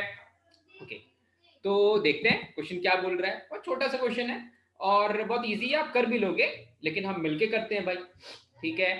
तो ये हो जाएगा, ये है इक्वेशन गिवन है, बोल रहा है if the roots of the equation है एक्स स्क्वायर प्लस के square is equals to 8x plus 6k, इस इक्वेशन के रूट्स रियल हैं, then find the interval to which k belong. अरे रूट्स अगर रियल होंगे तो क्या चीज ट्रू होगी?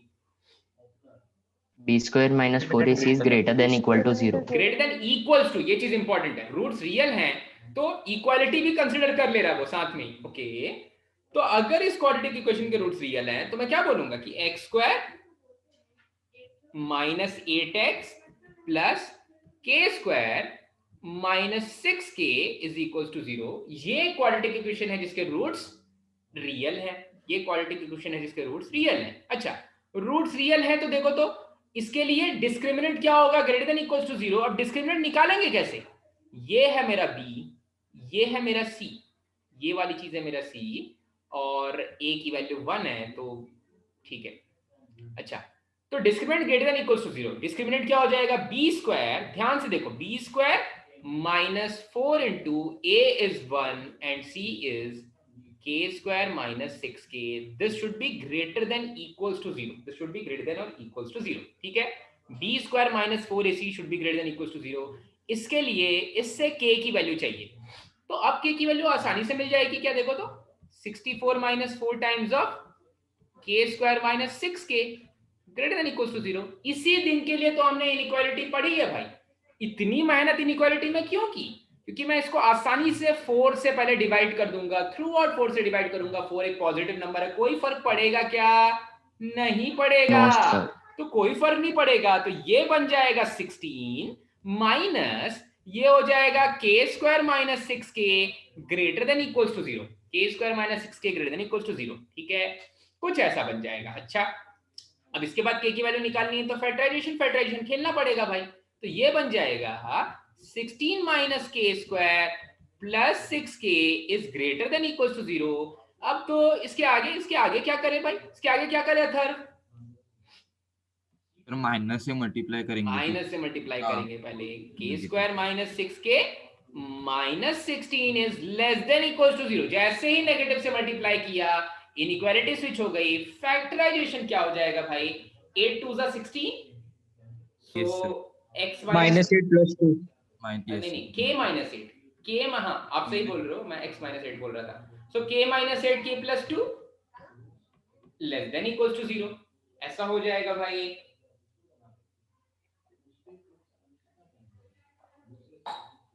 ओके चल, तो आ जाए भाई वेवी कर्व पे, आ जाए वेवी कर्व पे भैया। ओके, तो ये बना लिया मैंने वेवी कर्व। वेवी कर्व पे कौन कौन से पॉइंट्स हैं, एक है पॉइंट माइनस ऑफ 2 और दूसरा है पॉइंट प्लस 8, ठीक है। तो 8 से बड़ी वैल्यू पॉजिटिव नेगेटिव पॉजिटिव, मुझे चाहिए नेगेटिव वैल्यूज, तो k बिलोंग्स टू -2 से लेकर के +8 तक इक्वालिटी होल्ड करेगी दोनों जगह, ठीक है। चमका क्या, Yes, sir. समझ में, बढ़े आगे भैया। यस बढ़िया। अब काफी सारे क्वेश्चंस इसमें आपको देखे हुए मिलेंगे, तो मैं डायरेक्टली ले रहा हूं क्वेश्चन नंबर 12 ले रहा हूं होमवर्क एक्सरसाइज का। बाकी जितने भी क्वेश्चंस बचे हुए हैं अभी 6.1 में, वो नेक्स्ट वीक आपके लिए होमवर्क है, मैं होमवर्क बना दूंगा। काफी इजी है, 10th को रिवाइज कर रहे हैं केवल, इस वाले एक्सरसाइज में क्लास 10th का ही रिवीजन हो रहा है, तो कोई बहुत मुश्किल नहीं है। हो सकता है कुछ ऑप्शनल के, मुझे लगता है जहां तक मुझे याद है क्लास 10th के आर.डी. शर्मा में class question number 10 homework exercise का भी दिया हुआ है। Question number 10 of homework exercises from RD. Sharma class 10। Okay चल, क्वाड्रेटिक इक्वेशन एक्चुअली में एक चैप्टर है 10th में भी, शायद एक चैप्टर है 10th या 9th में। ओके, क्वेश्चन नंबर 12 देख लेते हैं भाई। Question number 12 of homework exercise, question number 12 of homework exercise. अच्छा, इसमें बोल रहा है if one root of the equation, एक इक्वेशन गिवन है, इक्वेशन है x square minus x square नहीं 8x square minus 6x minus a minus 3 is equals to 0। इसका अगर एक रूट दूसरे का स्क्वायर है तो a की वैल्यू बताओ। एक रूट अगर दूसरे का स्क्वायर है तो a की वैल्यू बताओ भाई, ठीक है। तो काफी मुश्किल क्वेश्चन देखने में लग रहा है। अच्छा, तो शुरुआत कैसे करेंगे, अल्फा प्लस बीटा और अल्फा बीटा से करने वाले हैं। तो एक रूट अगर दूसरे का स्क्वायर है तो कैसे शुरू करना चाहिए भाई, sir alpha is equal to beta square. हाँ ठीक है, alpha is equal to beta square. तो मैं क्या करता हूं, देखो ये वाली चीज मैं एग्जाम्स में हमेशा करता था क्योंकि मुझे बहुत कंफ्यूजन होती थी ABCD और ये वैल्यूज लेने में। तो मैं ऐसा मानता हूं, मैंने सभी को बोला था वीडियो ऑन रखो, पर पता नहीं क्या प्रॉब्लम है, ठीक है। ओके, तो अगर एक रूट है b, अब देखो बीटा बार बार लिखने से चाहे बीटा भी लिख सकते हो। अगर एक रूट है बीटा तो दूसरा रूट है बीटा स्क्वायर। अब आप बोलोगे सर अल्फा और अल्फा स्क्वायर भी ले सकते थे, ये अल्फा और a में मैं कंफ्यूज हो जाता हूं, ठीक है। a और अल्फा जब मैं साथ साथ लिखूंगा तो मुझे कंफ्यूजन होती है, इसलिए या तो मैं b लेके चलूंगा या तो बीटा लेके चलूंगा रूट्स को, ठीक है। तो मैंने ले लिया एक रूट बीटा, तो दूसरा रूट क्या हो जाएगा, बीटा स्क्वायर हो जाएगा, ठीक है। तो sum of roots will be minus of b by a। b की वैल्यू क्या है भाई, यहां पर b की वैल्यू, वृंदा b की वैल्यू क्या है बेटा, यहां पर b की वैल्यू है minus of 6, so minus of 6b divided by a that is 8 इसका मतलब 3/4, सम ऑफ रूट्स हैं 3/4, और प्रोडक्ट ऑफ रूट्स क्या है भाई? प्रोडक्ट ऑफ रूट्स है beta multiplied by beta square. Product of roots क्या है सानिका बेटा? C/A, that is minus A minus 3/8. Correct, minus of a plus 3/8। अच्छा ठीक है, अब यहां से मुझे a की वैल्यू कैसे मिलेगी भाई? a तक पहुंचने के लिए क्या करें? a तक पहुंचने के लिए क्या करें? तो देखो, तो थोड़ा सा कुछ ट्रिक्स लगाएंगे यहाँ पर पहले वाले से मुझे मिल रहा है beta times of 1 plus beta is equals to 3/4, और दूसरे वाले से मुझे मिल रहा है beta cube is equals to, दूसरे वाले से मुझे मिल रहा है बीटा का cube is equals to minus of a plus 3 divided by 8, ऐसा कुछ मिल रहा है। अच्छा, तो अगर बीटा क्यूब तक पहुंचना है तो पहले वाले को क्या कर दें? क्यूब कर देते हैं। बीटा क्यूब की वैल्यू पता है, पहले वाले को क्यूब करते हैं। अच्छा, फर्स्ट इक्वेशन का क्यूब कर रहे हैं, अक्षता बेटा फर्स्ट इक्वेशन का क्यूब करेंगे तो क्या आ जाएगा?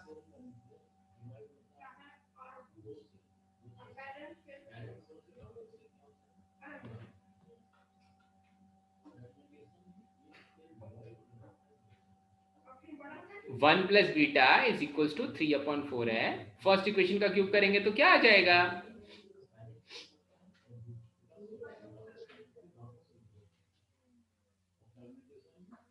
So please tell me once again.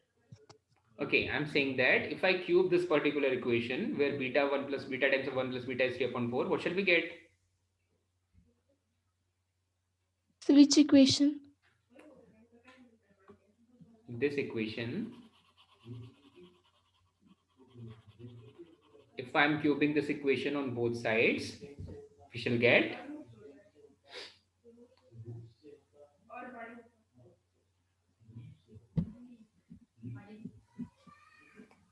So beta plus beta square the whole cube. okay, beta plus beta square ka whole cube. Okay, that's beta times of 1 plus beta. So if I cube this equation, I'll get beta cube and 1 plus beta ka whole cube is equals to 27/64. Okay, अच्छा भाई, ऋषिकेश बोल तो जो 1 plus beta cube है उसको कैसे expand किया जाए? सर बीटा क्यूब प्लस 1, एक second, beta cube multiplied by beta cube plus 1 plus 3 beta, correct, 3 beta square. नहीं, beta times of 1 plus sir मैं वो भी एक्सपांड करके बोला सर।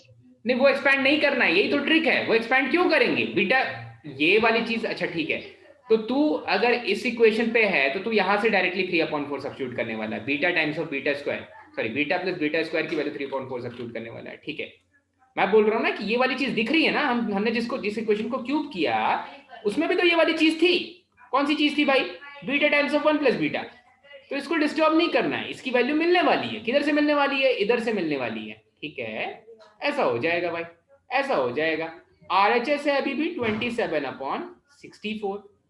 अच्छा, तो देखो तो बीटा क्यूब की वैल्यू उठा के रख दें क्या? माइनस ऑफ a प्लस 3/8, बिल्कुल रख देंगे। Minus of a plus 3/8 multiplied by beta cube plus 1, यानी कि minus of a plus 3/8 plus 1 plus 3 times of, ये beta times of 1 plus beta क्या है? 3/4 है। Okay, this is equals to 27/64। अब सभी सामने देखो, हमें इसको पूरा सॉल्व नहीं करना है, ये चीज सीखनी है। अगर एग्जाम में पूछ लिया जाए, पूरा सॉल्व नहीं करेंगे, पूरा सॉल्यूशन होगा लेकिन बिना पूरा सॉल्व किए भी आंसर निकल सकता है भाई। कैसे निकल सकता है? देखो तो सब्स्टिट्यूशन से निकालेंगे। यहां पर है minus of a plus 3/8 multiplied bye, अगर मैं एलसीएम ले लेता हूं तो ये हो जाएगा माइनस a माइनस 3 और ये प्लस 1 बनेगा प्लस 8, और देखो तो यहाँ पर 3 3 9 है और नीचे में है 4, तो 9 2 क्या बन जाएगा? 18 divided by 8 is equals to 27/64। अब देखो तो 64 से 64 कैंसिल हो गया, तो बचा क्या, केवल बचा माइनस ऑफ ए प्लस 3 और मल्टीप्लाइड बाय, यहां से बचा माइनस ऑफ ए, और देखो तो 26 minus 3 is 23 is equal to 27। अब मैं इस क्वाड्रेटिक इक्वेशन को सॉल्व नहीं करूंगा, मैं क्या करूंगा, बस ऑप्शंस देख लूंगा भाई। ऑप्शन ए बोल रहा है कि ए की वैल्यू रखो 4, बी की वैल्यू रखो -24। देखो तो ए की वैल्यू रखेंगे 4, बी की वैल्यू रखेंगे -24, तो क्या 27 के बराबर आ जाएगा? नहीं आएगा। ए की वैल्यू रखी 4, बी की वैल्यू रखी -24, सेटिस्फाई नहीं कर रहा है, ठीक है, नहीं कर रहा है, तो ऑप्शन ए करेक्ट नहीं है। कैसे नहीं कर रहा है भाई? अरे 4 रखोगे तो -7 multiplied by +47, 7 multiplied by 47 is not 27, ठीक है।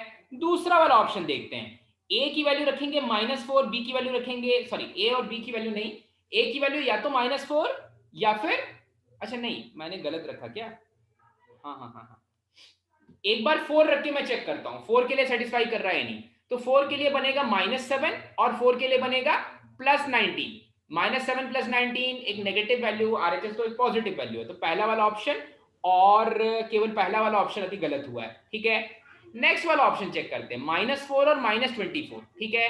जब -4 रखेंगे ए की वैल्यू तो ये बन जाएगा +1 minus multiplied by +1, okay, -1 that is +1, और -4 रखेंगे तो +27, तो -4 तो सेटिस्फाई कर रहा है, मतलब बी सी डी में तीनों में -4 है, वो तो करेक्ट है। अब देखो तो अब यहां पर ए की जगह पर अगर मैं 24 रखूंगा तो ये बन जाएगा -1, और यहां पर ए की जगह पर सॉरी 24 रखूंगा तो ये बन जाएगा -1 और ये बन जाएगा 27 विद नेगेटिव साइन, तो a इज इक्वल्स टू 24 और a इज इक्वल्स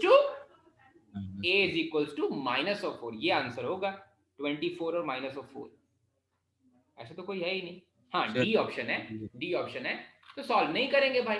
अब ये वाली चीज अगर एग्जाम में बहुत अच्छे से आ जाए ना, जल्दी जल्दी होने लग जाए तो मजा आ जाएगा, ठीक है। तो ऐसी चीज ट्राई, आप सॉल्व भी कर सकते हो, आप सॉल्व भी कर सकते हो, बट आप सब्स्टिट्यूट कर सकते हो, क्योंकि जेईई मेंस में तो यही पूछने वाला है।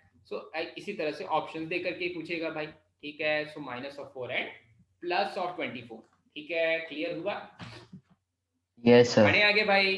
देखो अब, हाँ, दिखने में ये चीज छोटी सी लगती है, पर हाँ जेईई लेवल पे बहुत काम की होती है, वो चीज पढ़ने वाले हैं, ट्रांसफॉर्मेशन ऑफ रूट्स। यहाँ तक सभी को समझ में आया, नोट कर लिया सभी ने? Yes sir. फर्स्ट वाला एक्सरसाइज बिल्कुल क्लास 10th के लेवल का है भाई, सभी के लिए होमवर्क है, ट्राई कर लेना, okay. Next thing is transformation of roots, transformation of roots, okay.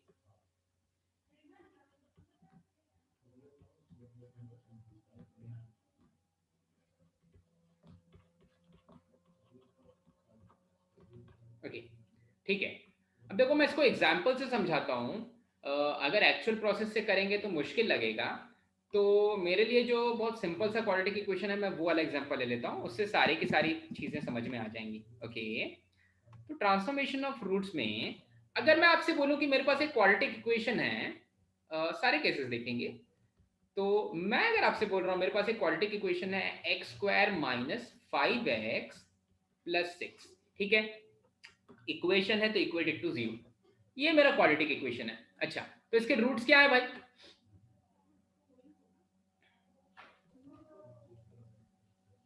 इसके रूट्स हैं 2 और 3, नहीं? Yes sir. -2 and 3. -2 -3. 2 3 जा 6। अच्छा, -2 and -2 and -3,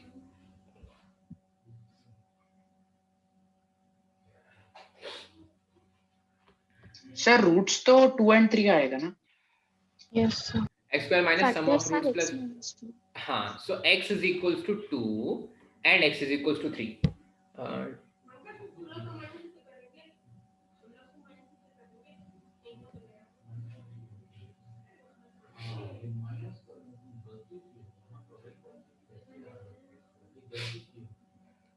okay, okay, so x is equals to 2 and 3 इसके रूट्स हैं। अब मैं अगर आपसे ऐसा बोल रहा हूं अब मैं आपसे अगर ऐसा बोल रहा हूं कि मुझे एक क्वाड्रेटिक इक्वेशन बताओ जिसके रूट्स हो 1/2 और 1/3, ठीक है, मुझे एक क्वाड्रेटिक इक्वेशन बताओ जिसके रूट्स हो 1/2 और 1/3, ठीक है। तो आप क्या करोगे, आपको क्या सिंपली करना है भाई, यहां पर सम ऑफ रूट्स थे +5 और प्रोडक्ट ऑफ रूट्स थे +6, ठीक है। अब आप क्या करोगे, सर जो नया क्वाड्रेटिक इक्वेशन होगा वो कुछ ऐसा दिखेगा जिसके लिए सम ऑफ रूट्स हो जाएंगे। देखो नया वाला क्वाड्रेटिक इक्वेशन मैं कैसे लिख रहा हूं, x² minus sum of roots that is 1/2 + 1/3 times of x plus product of roots that is 1/2 multiplied by 1/3 is equal to 0। चमका क्या, एक क्वाड्रेटिक इक्वेशन जिसके रूट्स हो जाए 1/2 और 1/3, तो सम ऑफ रूट्स ले लिया और प्रोडक्ट ऑफ रूट्स ले लिया, सम ऑफ रूट्स ले लिया और प्रोडक्ट ऑफ रूट्स ले लिया, ठीक है। अच्छा Yes, sir. अब देखो तो ये क्या बनने वाला है, ये बनेगा x² minus 5x/6 plus 1/6 is equal to 0। 1/6 is equal to 0। अगर मैं इसको थ्रू वर्ड 6 से मल्टीप्लाई कर दूं तो ये बन जाएगा 6x² minus 5x plus 1 is equal to 0, ठीक है। तो ये वो क्वाड्रेटिक इक्वेशन है जिसके रूट्स क्या है 1/2 और 1/3, ठीक है। अच्छा ये तो हो गया एक मेथड, ये तो हो गया एक मेथड। अच्छा अब ये वाली चीज, ये वाला जो इक्वेशन मुझे दिख रहा है ये 6x² माइनस 5x प्लस 1, ये एक और तरीके से मिल सकता है। कैसे मिल सकता है, देखो मैंने क्या किया, यहां से मैंने रूट्स के रेसिप्रोकल ले लिया, मैंने रूट्स का रेसिप्रोकल ले लिया। पहले जो गिवन क्वाड्रेटिक इक्वेशन थे उसके जो रूट्स थे, मुझे अब वो क्वाड्रेटिक इक्वेशन निकालना है जिसके roots reciprocal of the roots of the original quadratic equation है। रूट्स का रेसिप्रोकल ले लिया, तो जब रूट्स का रेसिप्रोकल ले रहे हैं तो क्यों ना मैं x की जगह पर 1/x रखूं, क्यों ना मैं x की जगह पर 1/x रखूं। एक मेथड है, बस चेक कर रहे हैं भाई कि अगर x की जगह पर 1/x रखेंगे तो देखते हैं क्या मिल रहा है मुझे, ठीक है। तो ओरिजिनल इक्वेशन क्या था भाई, ओरिजिनल इक्वेशन क्या था, x² minus 5x plus 6 is equal to 0। यहां पर रिप्लेस कर रहा हूं मैं, रिप्लेस कर रहा हूं, रिप्लेस x बाय 1/x। तो जहां जहां पर x है वहां पर 1/x रख दिया, तो हो जाएगा 1/x का whole square minus 5/x plus 6 is equal to 0। Throughout x² से मल्टीप्लाई किया तो ये बन जाएगा 1 minus 5x plus 6x² is equal to 0, यानी simply 6x² minus 5x plus 1 is equal to 0, ठीक है। तो मेहनत थोड़ी कम लगी क्या, मेहनत थोड़ी कम लगी क्या भाई?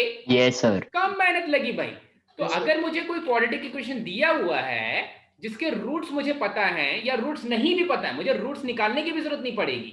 यहां पर तो ये दोनों रूट्स पता थे, यहां से यहां तक मैं चला गया। अगर मुझे कोई सिंपली कोई क्वाड्रेटिक इक्वेशन दे दे भाई कि ये आपका क्वाड्रेटिक इक्वेशन है और आप नया क्वाड्रेटिक इक्वेशन बताओ जिसके रूट्स हो reciprocal of the roots of original equation, तो आपको कुछ नहीं करना, आपको रूट्स नहीं निकालने, आपको क्या करना है, x की जगह पर सिंपली 1/x रख देना है। चमका क्या? तो पहला ट्रांसफॉर्मेशन है क्वाड्रेटिक इक्वेशन में, पहला ट्रांसफॉर्मेशन है भाई roots are reciprocal of the original equation, ठीक है। Roots are reciprocal of the original equation, तो आपको कुछ नहीं करना है, रिप्लेस x बाय 1/x, ठीक है। if roots are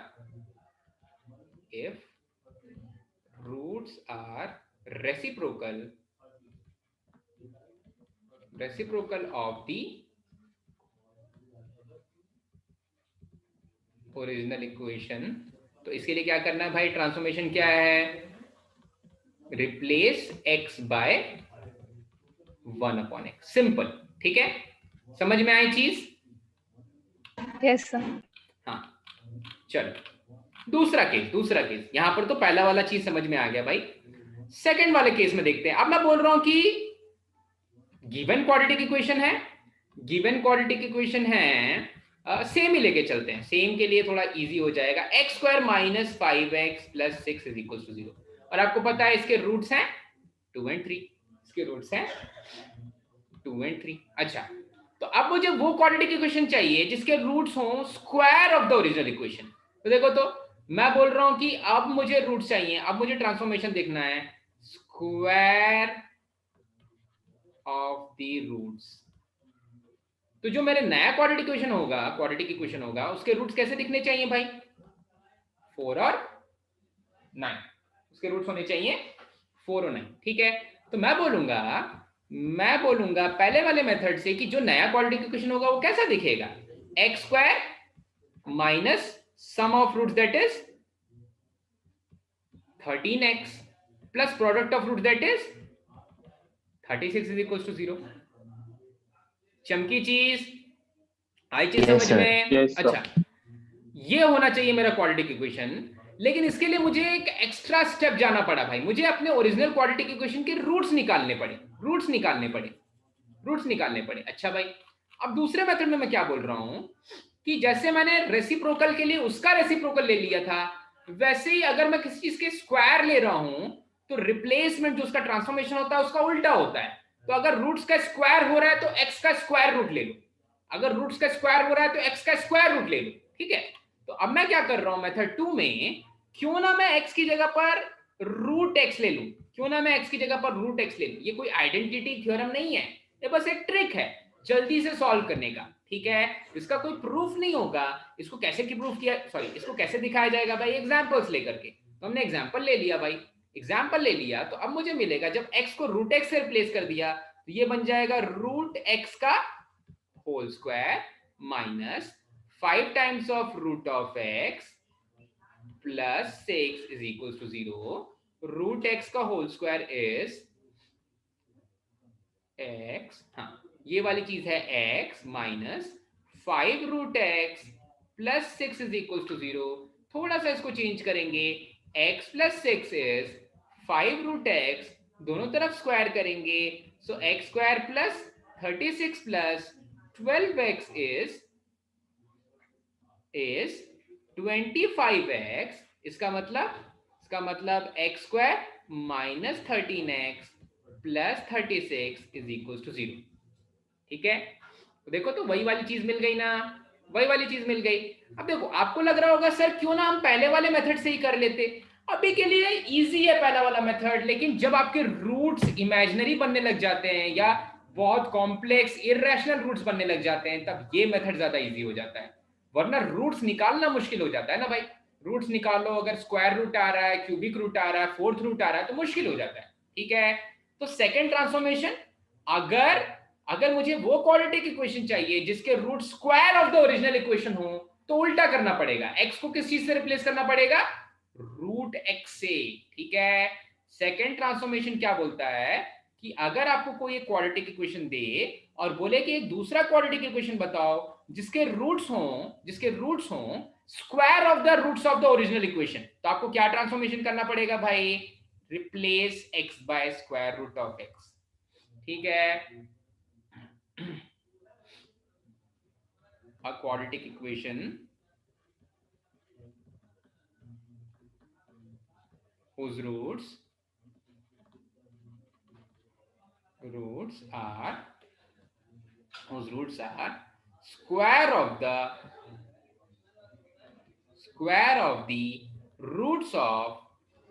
roots of original equation। क्या ट्रांसफॉर्मेशन आया भाई? Replace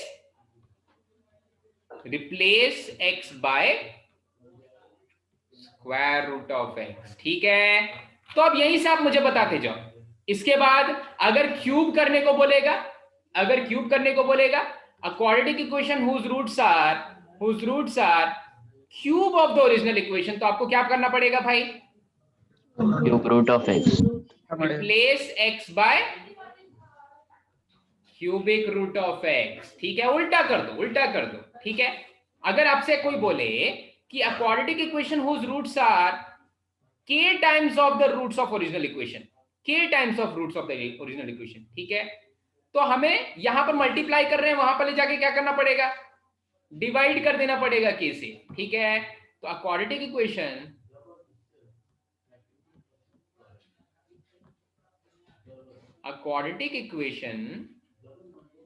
whose roots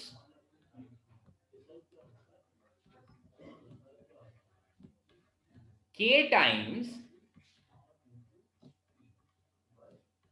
k times the roots of original equation, एक क्वाड्रेटिक इक्वेशन जिसके रूट्स k टाइम्स जो पिछले वाले इक्वेशन है उसके रूट से हैं, उसके रूट्स के बराबर हैं, तो क्या करना पड़ेगा transformation, replace x by x upon k से मल्टीप्लाई कर रहे हैं, k से डिवाइड कर दो, डबल कर रहे हैं, डिवाइडेड बाय 2, x की जगह पर x बाय 2 रख दो, ठीक है, सिंपल है, ट्रांसफॉर्मेशन समझ में आ गए। फोर्थ रूट होंगे तो अगर स्क्वायर रूट हो जाएगा तो स्क्वायर करेंगे, एक क्वाड्रेटिक इक्वेशन जिसके roots square root of the original equation हो तो स्क्वायर कर देंगे। उल्टा करना है, जब स्क्वायर हो रहे थे तो रूट ले लेते थे x को, जब स्क्वायर रूट ले रहे हैं तो x का स्क्वायर कर देंगे, ठीक है। तो ये चीज चमकी क्या भाई, सभी को ये चीज समझी? ये सारे ट्रांसफॉर्मेशन समझ में आ गए भाई। चलो लास्ट वाला मुझे बताओ तो, a quadratic equation whose roots are, a quadratic equation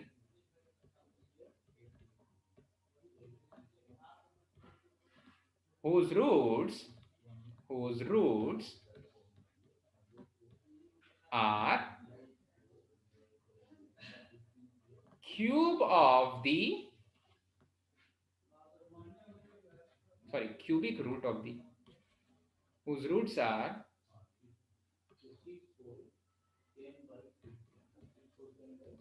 cubic root of the roots of original equation. अगर ऐसा कुछ है तो ट्रांसफॉर्मेशन क्या होगा, replace x by x cube, replace x by x cube. जब क्यूबिक रूट इधर है तो इधर क्यूब करना पड़ेगा, ठीक है, x की एंटिटी चेंज नहीं होनी चाहिए। तो जब k टाइम्स रूट हो जा रहा है तो k से k कैंसिल हो जाएगा, कुछ वैसी चीज हो रही है, ठीक है। प्रूफ कुछ हद तक मैंने आपको दिखा दिया, इस वाले केस में प्रूफ दिखा दिया, सेम हो जाता है भाई, ये सारे ट्रांसफॉर्मेशन के बाद सेम पिंच खेलता है वो, ठीक है। समझ में आई चीज, बढ़े आगे? यस सर, यस सर, ठीक है, चलो अच्छा, ओके,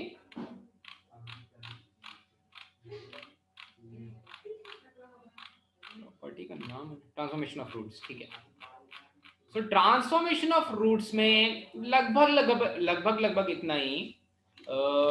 मुझे एक और कॉन्सेप्ट पढ़ाना है पर आई गेस उसके लिए टाइम थोड़ा कम पड़ेगा, तो हम केवल जनरल ग्राफ्स देख लेते हैं, ठीक है, ग्राफ्स ऑफ क्वाड्रेटिक इक्वेशन। ये रिवीजन ही है, हमने ऑलरेडी देख लिए हैं सारे ग्राफ्स। सो ग्राफ्स, और हाँ कुछ हद तक आप सभी को पता भी है, ठीक है। तो ग्राफ्स ऑफ क्वाड्रेटिक इक्वेशन में दो तरह के ग्राफ होंगे भाई, एक में a की वैल्यू ग्रेटर देन 0, एक में a की वैल्यू लेस देन 0, ठीक है। और हर एक केस में 3 सब केसेस होंगे, ठीक है। तो जल्दी से सारे केसेस देख लेते हैं भाई, जल्दी से, बहुत छोटे केसेस हैं, तो यहां पर मैं ले लूंगा बाकी तीनों केसेस भी इसी के लिए, इसी केस से बाकी तीनों केसेस ले लेंगे, ये लास्ट चीज है आज की, ठीक है। दूसरा केस, तीसरा केस, फोर्थ केस, ये आप ही बता दोगे मुझे तो, अगर आप तुरंत बता दोगे, फिफ्थ केस और सिक्स्थ केस, ठीक है। अब पहले वाले में जो है उसमें ले रहा हूं, पहले मेरा क्वाड्रेटिक इक्वेशन कुछ ऐसा दिखता है। क्वाड्रेटिक इक्वेशन है ax² + bx + c = 0। तो सबसे पहले तो इसका ग्राफ कैसा होता है, पैराबोला होता है, पैराबोलिक होता है, ठीक है। इसका ग्राफ होता है एक पैराबोला, इसका ग्राफ होता है एक पैराबोला, ओके। तो अब पैराबोला कितने फॉर्म के हो सकते हैं भाई, तो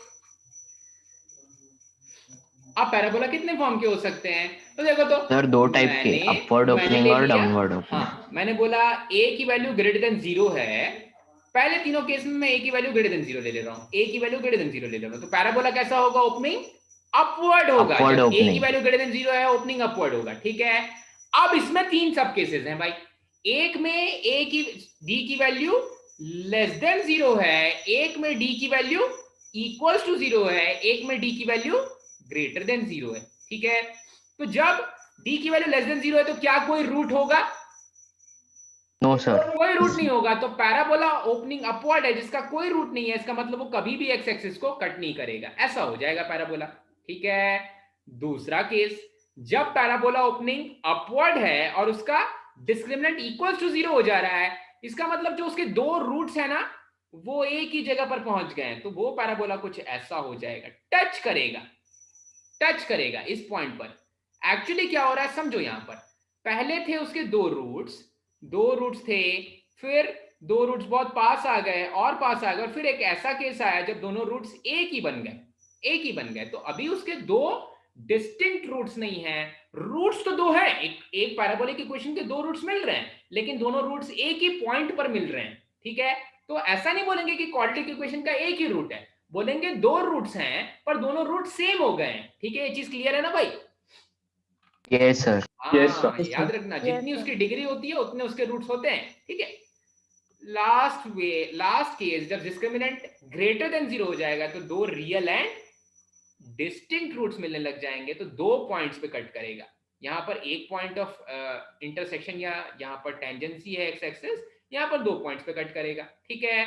और उसके नीचे वाले केसेस, यहाँ पर मैं ले लूंगा a की वैल्यू लेस देन 0, तो फिर से एक case d less than 0, a की value less than 0, d equals to 0, और a की value less than 0, d greater than 0। पहले वाले केस में नीचे कटोरा नीचे हो जाएगा भाई, ये है कटोरा नीचे की तरफ, ठीक है, बाउल नीचे की तरफ है। हाँ, ये वाले केस में क्या हो जाएगा, टच करेगा, लेकिन नीचे से टच कर रहा है, ऐसे टच कर रहा है। और लास्ट वाले केस में कट करेगा, ऐसा कट करेगा। ठीक है, चमकी ये चीज सर। ओके। Yes sir. इसके बाद मुझे वर्टेक्स के बारे में पढ़ाना था, पर इतना टाइम नहीं है कि वर्टेक्स हम डिस्कस कर पाएंगे, तो अभी के लिए हम इतने ग्राफ्स पर ही रुकते हैं आज के लिए। होमवर्क में बिल्कुल सेम चीज़ है, मैं होमवर्क क्रिएट कर दूंगा, आप कोशिश करना दिवाली के बाद या जब भी संडे को आपको टाइम मिले तो आप ये जो पहले वाला एक्सरसाइज है प्री रीडिंग छोड़ देना, इन क्लास एक्सरसाइज और होमवर्क एक्सरसाइज इसका ट्राई कर लेना। ठीक है, चलो भाई, नेक्स्ट वीक कम ही क्लासेस होंगी, 2 ही क्लासेस होंगी।